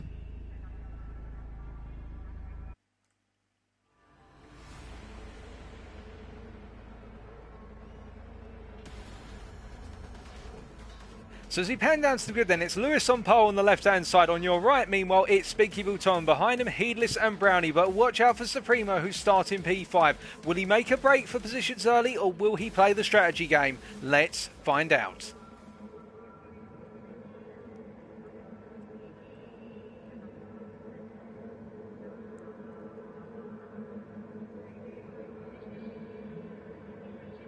And it's go, go, go for all of our drivers as our front runners get a little bit of a delayed start. Then we can see Brownie having the strongest start of our top four by a significant margin as Lewis gets a little bit of pace underway, and Spinky immediately has to take to the centre of the track to go defensive versus Brownie and also his teammate Heedless. And that means Lewis has started to make a little bit of a breakaway into turn 2, and he'll be safe, I reckon, under braking into the corner as they all make their way in. Brownie under pressure from Supremo and also Tamer. And Tamer going side by side versus Supremo early, but you can see that Tamer does not have the space to go round the outside as they all make their way through. And meanwhile, Phil Deadly a little bit further back, having bogged down at the start and perhaps made a little bit of a mistake into turn 2. But of course, Phil can use that now as an opportunity to undercut because he's got the clear area to drive in. As they make their way down towards turn 5, we can see that Spinky feeling a little bit of pressure for his teammate right now, but trying to stay nice and close to Lewis. I think the idea here is Lewis cuts a huge chunk out of turn number 5. He's got to be careful of going too wide there. He's almost gone out onto the grass already. We can see that Supremo is definitely starting to build that pressure as Heedless is having to drive off of the racing line in order to get out the dirty air of his teammate. It's a very difficult situation for the Scot right now, as in the rear of your picture you can see that Brownie making a mistake through turn number 6, and as a result losing 2 places with a single pair of passes by both Tamer and also Supremo. But Supremo up into P4 and Tamer followed him through here as they make their way into turn 9, and Brownie having a difficult time of it. He's collected it back together, but Supremo already on a move. He's gained 1 place on the opening lap and is now chasing after the top 3, as we see further back that Phil is starting to catch up to this a little bit, but he is 3 seconds down the road as they all go charging up the hill towards turn number 13 and going through the extended hairpin here. Who's going to come out of it with the fastest slingshot pace coming out the corner? Well, it's not going to be Spinky, who goes very wide there, and we can see Heedless and Supremo closing on our P2 man. So after 1 lap, it is the Portuguese of Lewis still leading after starting on pole. Ahead of Spinky Bulldog, Tamer comes into the pits immediately for the ultimate undercut. It's a bit of a gamble. Heedless in P3, Supremo in P4, Brownie in P5, Phil Deadly in P6, having been in P7 but been promoted with Tamer pitting, and Tamer coming into the pits, and he goes for that tyre change. So that is going to put him all the way down the order, but it's his opportunity to undercut the field. But it is a huge gamble, of course, in the fact his tyres are going to be shot come the end of it, doing 11 laps on a single set of Sport Soft tyres, as we see Spinky getting a little bit sideways there on the exit of turn number 4, and Heedless now under a lot of pressure as we look back from the Scottish driver here. You're riding on board with him, making his way down towards turn 5 right now, and you can see that Supremo is just eyeing him up, and I'm wondering if Supremo is actually holding off a little bit here and just trying to match his pace to the guys around him, and if Heedless starts to fall off the pace, then he'll go for the place, because if he can just keep behind Heedless and say pit at the end of lap number 3 or lap number 4, he will gain a lot of time if the drivers do not react to him, of course, and that will give him the clear air to play with, because he needs to, of course, go a little bit longer in order to make sure he doesn't drop into a position whereby he's got dirty air in front of him, another driver pits around him. But he also needs to clear Tamer, so he needs to get some good laps in before Tamer can really start to get those tyres up to temperature and nail the pace. So it's a back and forth, as we can see that Supremo having a difficult time coming out of turn 8, running down into turn 9, but meanwhile Spinky and Heedless running nose to tail once again, and I think Heedless is very grateful actually the fact he's got the toe of his teammate here to pull him along, because this will help him out no less than it should, in the fact he'll be pulled away from Supremo in the acceleration zones, those long straights for this car, particularly in the run from turn 14 to turn 1, as we see Heedless getting ever closer to the back of Spinky here. I think there might be a position swap in the near future as Supremo comes into the pits from what was P4 and immediately going for that undercut. This is going to be an experimental undercut in the fact that he's going to be going for 10 laps on a single set of sports softs, but I think this might be the play that saves his day, unless it's a case that we see that Tamer somehow gets out ahead of him, but I don't think it's going to be the case. But meanwhile up front we can see our top 3 all running very close together, and coming out the pits now is Supremo. He has cleared Tamer by the best part of 5 seconds, I can point out to you, ladies and gentlemen. So this man right here right now, Supremo, is the one to watch. He should be making his way up the field through strategy, but we will keep our eyes on it as we look back at our race leaders, and of course Lewis right now, our leader, making his way down towards turn number 5. And I do agree, I think it is the case that Supremo may have gone 1 or 2 laps too soon. It may be a gamble because the final couple of laps are going to be sketchy on those tyres, particularly the rear right hand tyre will start to light up very heavily on power, but we will wait and see, as we can see that Heedless and Spinky spacing out a bit again, and I think these top 3 just cannot run close enough to one another in dirty air. They're waiting for one driver to make a mistake, and they want Lewis, of course, to make that mistake so he pulls himself back into the battle. But right now, the Portuguese doing everything he needs to do in order to lead this race. pardon me, as we see him come through turn number 9 and 10 once again, and the drivers behind. Well, Lewis actually getting it a little bit wrong there and falling off of the circuit at turn number 10, and as a result that's going to cost him some momentum, but it's not enough to cause Speaky to catch up to it and drop into that slipstream zone. So as a result, Speaky not able to get the maximum gain he would have liked there, but the pressure is building as we see Brownie all the way back in P4 right now, in a peaceful P4. What with the fact Phil Deadly behind him is closing at approximately 2 to 3 tenths a lap, but not enough to put any pressure on the British driver is the Irishman, as they both make their way through the hairpin right now, and Brownie having a clean and consistent race once again. Meanwhile up front we can see that our top three separated by a window of what is only 2 seconds at the end of the day. It is a case they're all evenly spaced. Heedless is a second off his teammate, Speaky's a second off of Lewis. They are symmetrical in their spacing, but Heedless getting a little bit of understeer there on entry into turn number 1 and having to force the car to turn in, and that's cost him a 10th as they make their way into turn 2 one more time. Meanwhile behind, what we can see is that Brownie in P4 is still being reeled in by Phil Deadly, and actually is having a little bit of trouble of getting the tyres up to scratch, I think, and trying to find that pace, although Phil's had a very difficult triple chicane there and is only starting to gain out to turn number 4. Further back, hold on a second, is that Tamer? What has happened to the Egyptian driver?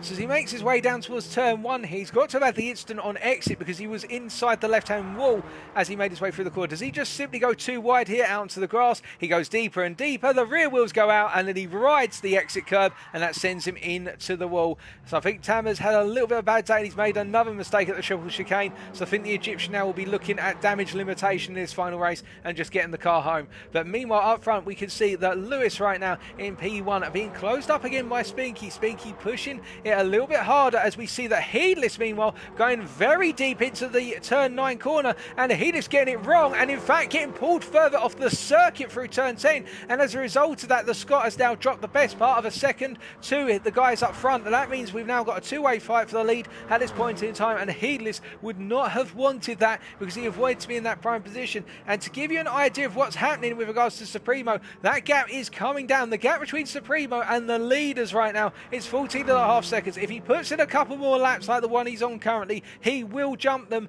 come their pit stops right now, and they will need to react with urgency because while Speaky Bouton has drag raced his way past, in fact, how on earth did he get past Lewis that quickly? Lewis is very far back. Let's double check that. Speaky Bouton set a 1 at 46.2 there, and it was Lewis got on the power too soon. Speaky undercut him through turn 14 for the race lead, and then Lewis had to stabilise the car. So that explains what happened between those two there.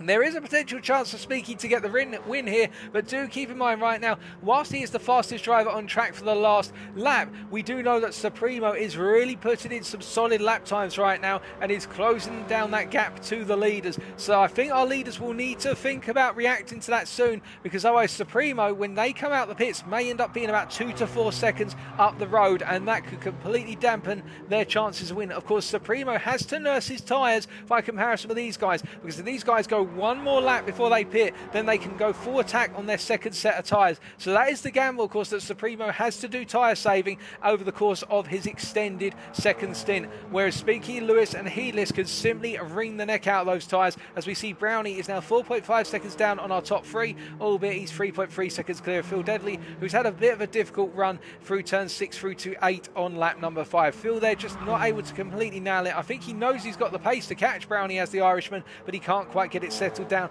as we see further up the field that Lewis right now under pressure from Heedless. Heedless right in that slipstream zone, not gaining enough coming up into turn 13 to go for a move, but the Scotsman now really starting to find his pace as Lewis goes a bit deep there. He uses the full width of the circuit, that'll give him a good sling out the corner, but do remember that Heedless is in that slipstream zone, so whatever time that Lewis gets from the acceleration zone will be lost due to slipstream as they both make their way onto lap number 6. No pit stop from the top three so far. What about further back meanwhile? Will we see a pit stop from any of them? Nothing from Brownie and nothing from Phil Deadly. And to give you an idea, oh no, what's happened to Supremo? It was looking so good, and I think that's it, ladies and gentlemen. I think his chances of the race win are now gone unless something completely horrendous happens up front. What on earth has happened here? So he goes through 13, he then goes into 14. Was he pushing too hard on exit here as he came out the corner? He rides onto the grass and the rear right hand wheel just says no, and as the Mexican tried to get it under control, the car just slid from out underneath him. He got it stopped stopped well, mind you, but that is his chances of the win neutralised for the time being. He's 26.5 seconds down now on the leader, so unless he can pull 10 seconds out, as Heedless has gone for the move on Lewis whilst that's all happened, but he goes sideways coming out of turn number 5, and this will give Lewis a chance to come back in, but he's going to have to do it around the outside into 6 here. They give each other space. Lewis sets himself up for the inside into 7, and Heedless can't get the nose turned in enough to go for the cutback, so Lewis has held on to P2 for now, but the Portuguese is under huge pressure right now, and really it comes down to our top 3 who are all on course to potentially win this, with Spinky being in that leading position, of course, as we see Heedless wants to get past the Lewis. He's pushing so hard to find a way past the Portuguese, and he goes wide out of 11 and almost says hello to the hedge trimmings there, but instead he keeps it together, and Lewis as well getting a very slidey exit out of 12. These two are pushing to their maximum right now, and it shows in the fact that the mistakes are coming in here and Spinky is being allowed to break away. But let's take a look back at that move by Heedless into turn 5, what set up that sequence there. So he was very close to the back of Lewis there with an attempt effectively into the braking zone, and he went for the move as was seen, and then it all played out from there as he went into the corner, but he just gave the space to the outside as Lewis got the power down there, and he got a little bit too much on the power as he had the steering lock in. But Heedless into the pits, as is Brownie. So P3 and P4 into the pits, and meanwhile our race leaders continue on. Heedless going for the undercut here, and remember, Spinky and Heedless are teammates, so they're probably splitting their strategies, as we also see Phil Deadly has come into the pits, and Heedless is now out the pits and making his way back onto the circuit. Now the idea behind this, of course, is it gives the pair of teammates a chance to jump Lewis, because Spinky has a 7/10 of a second advantage over Lewis, albeit Lewis is eating into that in the fact that he is right behind right now and closing up. But of course these two start fighting, then Heedless will inherit the lead naturally over these guys, as we see Supremo has come back out of the pits ahead of Phil Deadly by the region of what is 8.9 seconds there. So Supremo is chasing after Brownie right now, as Brownie has pitted, but Brownie is on those nice fresh tyres, whereas Supremo's tyres are now starting to show a little bit of wear, and that's going to affect his overall lap pace. But that is the real gamble right now in terms of Lewis. He's got to clear Spinky on this lap, otherwise he is at risk of losing out on the win, because simply Spinky will hold him up, so Heedless gets the win instead. And you could see that Lewis is pushing hard here. He's riding on the rear end of Spinky as they come through turn 11, through 12 right now, and as they accelerate out to the end of the quadruple right-hander. I think Lewis knows he's got the power, but has he got the ability to get close enough to go for a move? He's 4/10 back. This would have to be a huge lunge to get it done into 13. He's not close enough. He goes for a deep run under the brakes here, and you can see that there was contact. He knocked the back of Spinky there, but he waits for it, and that means that Spinky holds on for the time being. But with that contact, as Spinky comes into the pits here, and also Lewis does as well, they both come in, I think that does mean that your race leader is about to become Heedless, although Heedless has had a terrible outlap, it should be pointed out. He's had a disastrous outlap. He's lost a lot of time. He's 19 seconds down on the leaders going into turn 13, and I think they'll be coming out in front of him, and Heedless really needed to nail this lap, but instead it's gone the other way, and as they come out the pits, Heedless does not take the lead. In fact, in the end, it is Lewis who takes the lead, but Lewis has not changed his tyres here. This is a huge gamble from the Portuguese driver. He's got 5 laps to do on those tyres, which are already 7 laps old, and he's still got to do more laps on them.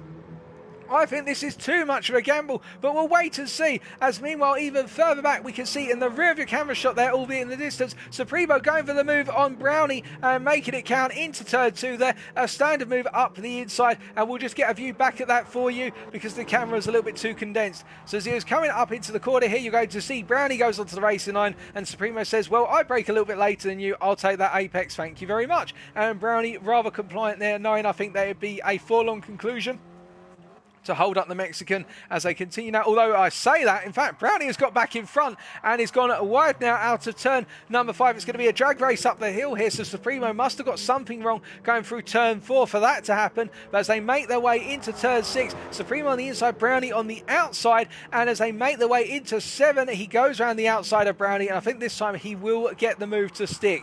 That was a bit of a gamble there by Supremo on those very worn tyres right now, but that tyre wear is really kicking in, and and you can see the fact he is sliding into the corners now, and that is going to make the car rotate better. But of course, a bit of over rotation, and it's all going to end in tears. But our race leader right now, Lewis, 1.4 seconds up the road from Spinky, and I think at this point, really, Lewis actually is really pulling some time over the Portuguese, or is Spinky just having a bit of difficulty getting those tyres up to temperature? I would say it's that he needs to get those tyres up to temperature, whereas Lewis is already nice and warm. So expect Lewis to start dropping back into the clutches of Spinky come this lap. Lap number 9, we've got 4 laps to go, of course, and it's all on the line between our top 3. Who is going to be our winner here? I think Heedless is the outside chance here for him and his teammates. Spinky is the one who needs to hunt the Portuguese down and do it within the next couple of laps. He's got to use the freshness of those tyres whilst it's there. If he doesn't capitalise within the next 2 laps, as he makes a little mistake there going into turn 2, and that causes him to go extremely deep into turn 3. Spinky right now really needs to nail these laps, because otherwise Lewis is going to run away with this, and unless Lewis makes a mistake, he is going to hold on to that race win. It's a gamble, of course, for the Portuguese, because now those tyres are going to feel horrendous going into some of these corners, but he's pulling away with it. Making his way around the circuit right now, and Supremo, to give you an idea, is 10.8 seconds down on our race leader and 6 seconds down on Heedless. Remember, Supremo did not take those fresh tyres. He set a 45.3 on the previous lap, so Supremo is the fastest man out of the circuit right now. But can he close up that gap over the course of the next 4 laps? Well, 3.5 laps. I reckon he could potentially be on the rear end of Heedless come the final lap, but we will wait and see, as that is really our closest situation right now. Who is going to be on that podium? Brownie only 1.9 seconds behind Supremo, of course, and chasing after him is the Briton. But we can see once again that Spinky just not having the time in the car right now. He's not having a good time. The gap between himself and Lewis has opened up to 3.5 seconds, and he definitely took on fresh tyres as well. I just don't think he feels comfortable with a lighter car in terms of the fuel being out the car, and those fresh tyres, it just does not seem to be a winning combination for him, and Spinky is really struggling to chase after Lewis. And remember, Spinky was leading versus Lewis earlier on, and Lewis setting the fastest lap, in fact, of 45.1 on those tyres. The Portuguese has found the pace right now, and his matches Supremo for time. This is a real revival from Lewis, and you can see that Supremo was only 300ths faster as he goes to set the fastest lap up P4 man. But Heedless and Spinky right now looking rather vulnerable for Supremo to come through and pick up a P2 at this rate, because of the fact he is closing on the pair of them. So it is completely erupting. It is completely erupting right now in terms of what could happen over the next 3 laps. And really, place your bets now. Could Supremo get himself up into P3 if not P2? Or will we perhaps see that Lewis gets it rocked towards him? Will the tyres fall off the cliff here? He is pushing it as hard as he can, and you can see that the tyre wear, whilst it looks tiny, I can assure you feels a lot more than that in the cockpit for Lewis. As you see in the rear of your picture, Spinky and Heedless right now chasing one another up the hill here, and I think they'll be settling for P2, P3 if this continues. But of course, they won't have wanted this. They would have wanted one driver to get the win here, as they make their way through turn number 8 for the 10th time of asking. And we jump on board with Heedless, who is watching his teammate ahead of him, of course, focusing on his own apex lines as he goes through 9, 10, and now into 11 and 12 as he turns that car in and starts to really hammer down that power. And you can see just how much rotation that rear end's giving him. It's sliding through the corner there. He's pretty much drifting, and if Lewis just keeps it nice and safe right now, in fact, Lewis could afford to back it off a little bit for the next 2 laps. I think he's going to be in a position to take this, as Supremo is starting not to gain as much on P3. That gap has not come down as much as it could have on this lap. It's still at 5.7 seconds. Well, that may close up a little bit going through the hairpin here, but you can see that Spinky is really having difficulty, and I think Heedless could be coming for his teammate come the final lap here, if not this lap, as he's moving into that slipstream zone right now. And we hop off the Scotsman's perspective as he makes his way through onto lap number 11.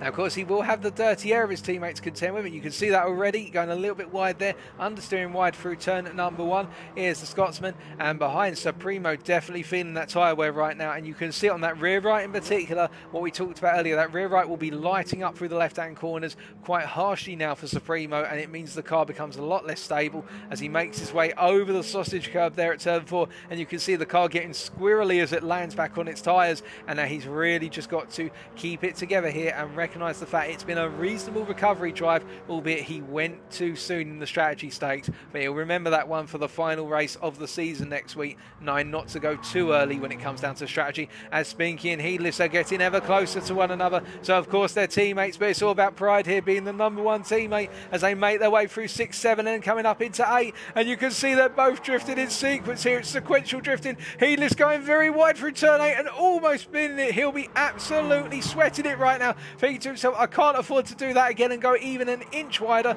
because I think the gravel was looming there. The sandcastles were looking ready to be made, and as he makes his way through turn number 12, he's coming down to the straight once again. They're coming up to turn 13. He's still in that slipstream zone, but he's got to find a way through, and he's got to find a way through before they get to turn 9, surely, because otherwise that's where Spinky holds the advantage, because Heedless is not comfortable running that dirty air. As we see that Lewis right now leading, goes on to the final lap. He is leading by 4 seconds. Spinky has a disastrous exit on 14. The final lap commences. These are the closest two out of the circuit, so if you don't mind, ladies and gentlemen, we're going to be staying with them right now to the very end. Will it be Spinky or will it be Heedless coming home in P2, or will the two teammates take one another out? Let's find out. So as they make their way through turn 1 and up into turn 2, Heedless is getting ever closer to the back of Spinky here as they go into turn 2. You can see that Heedless is just able to take slightly tighter lines. He feels so much more comfortable at this point in the race, and in fact Spinky goes deep, he goes wide, and that's going to give Heedless the opportunity he needs as Spinky rejoins the two teammates side by side. But Heedless has got the momentum, so it's happened early. They drag race down towards turn 5 right now, but Spinky will know he does not have that momentum. He will have to send it up the inside. As in the rear of your picture,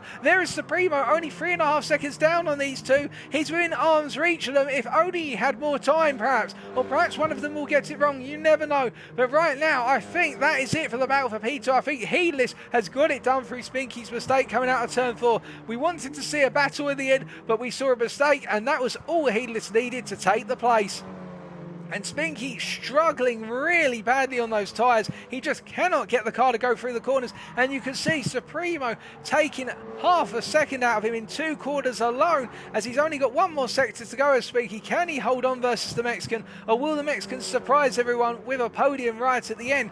Was they make the way in the run up the hill now towards turn number 13. This man right here, it took us ages to get him back in, but it was worth it. He started on pole, and as he makes his way out of the final corner, he's held on to the lead. He played it right on the strategy. He didn't take the tyres. He took the gamble nobody wanted. Lewis wins race number 3 of EU Division 3, round number 2 by 3.28 seconds over Heedless, who comes home ahead of his teammate who holds on to the end, Spinky, to P3. P4 to Supremo, gambling too early on the strategy, and Brownie, where he's coming home to round up the top 5. Another solid finish for the British driver, and Phil Deadly making his way out the final quarter right now. It hasn't been his day, has it, for the Irishman? Good in qualifying, but it's been disastrous in the race, but he'll bounce back once again come the final round next week, coming home in P6. And then last but not least will be Tama 2010 as he makes his way through the quadruple right-hander for the last time of asking, making a long run up towards turn 13, I should say, as he comes up towards the corner right now.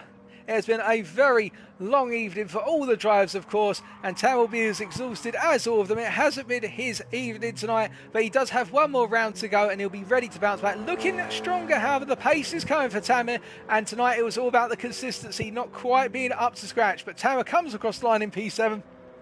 The last of our runners. Congratulations to all of our drivers, but to our race winner, Lewis No Regrets, TBT from Portugal.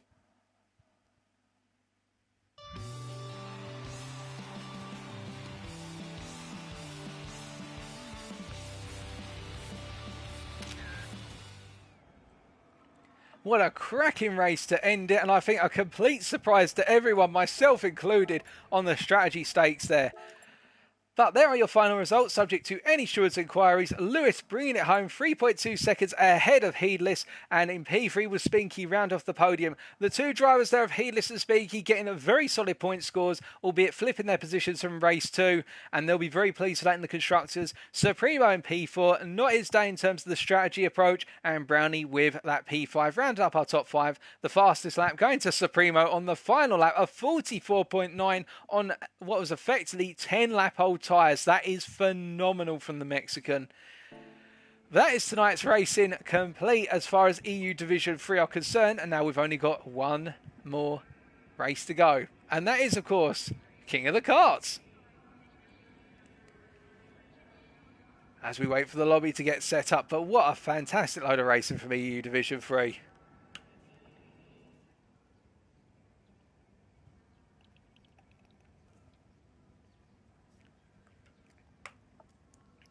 I see Martin's back in here again after our dead heat last night.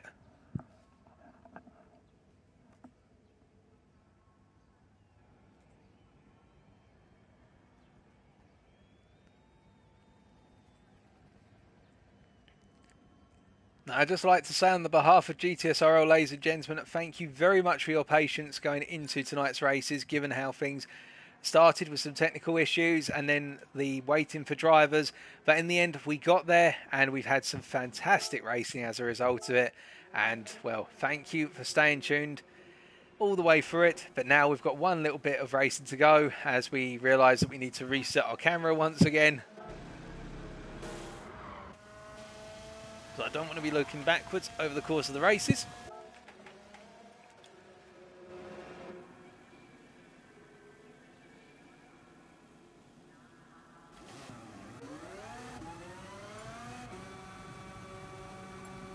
As we can see that Mr. Bacchus has joined.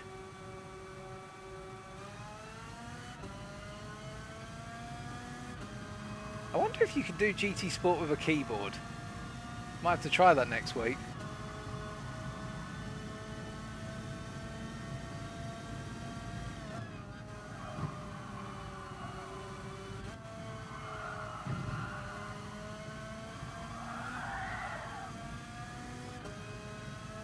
Another cart in the wall.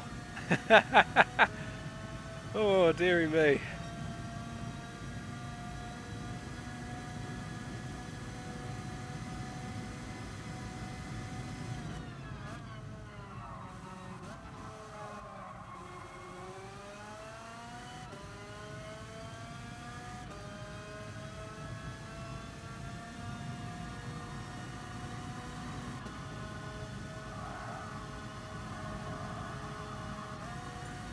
Right, there's the countdown. 2 laps for King of the Karts. Who's going to win tonight's round in EU Division 3?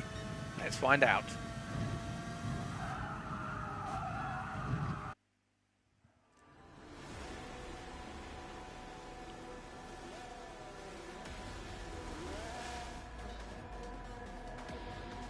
So I should be starting towards the back tonight. Yep, I am indeed. P8.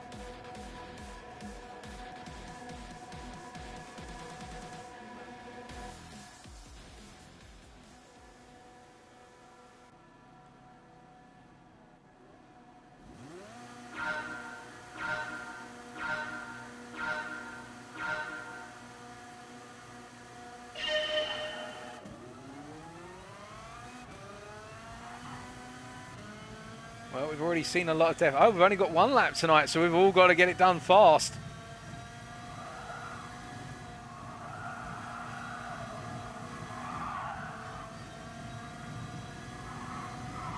Whoa! It's carnage. There's carts. There's bits of human being in. Whoa! Whoa!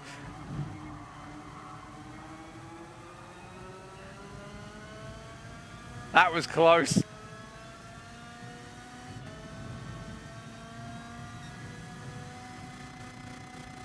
We're side by side with Jerry.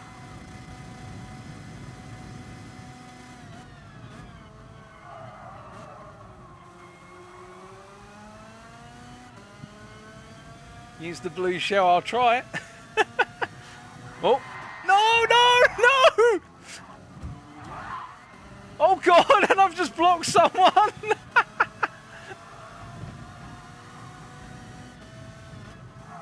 I'm sorry to whoever collided into me.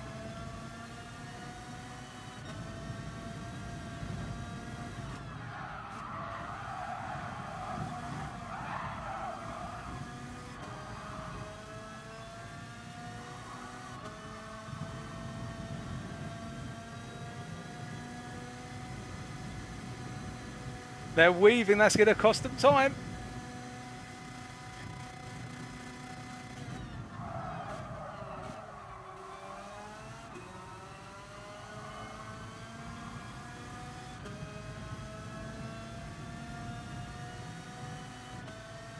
I'm not close enough. It'll be a P3.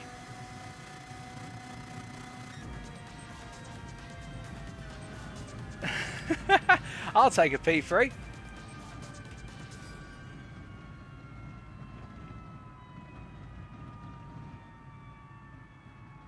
Well done to Heedless and Brownie, though. They did a good job. I'm very sorry to whoever came crashing into the back of me coming out of turn 6. Oh, that was horrible. Oh, good fun, though.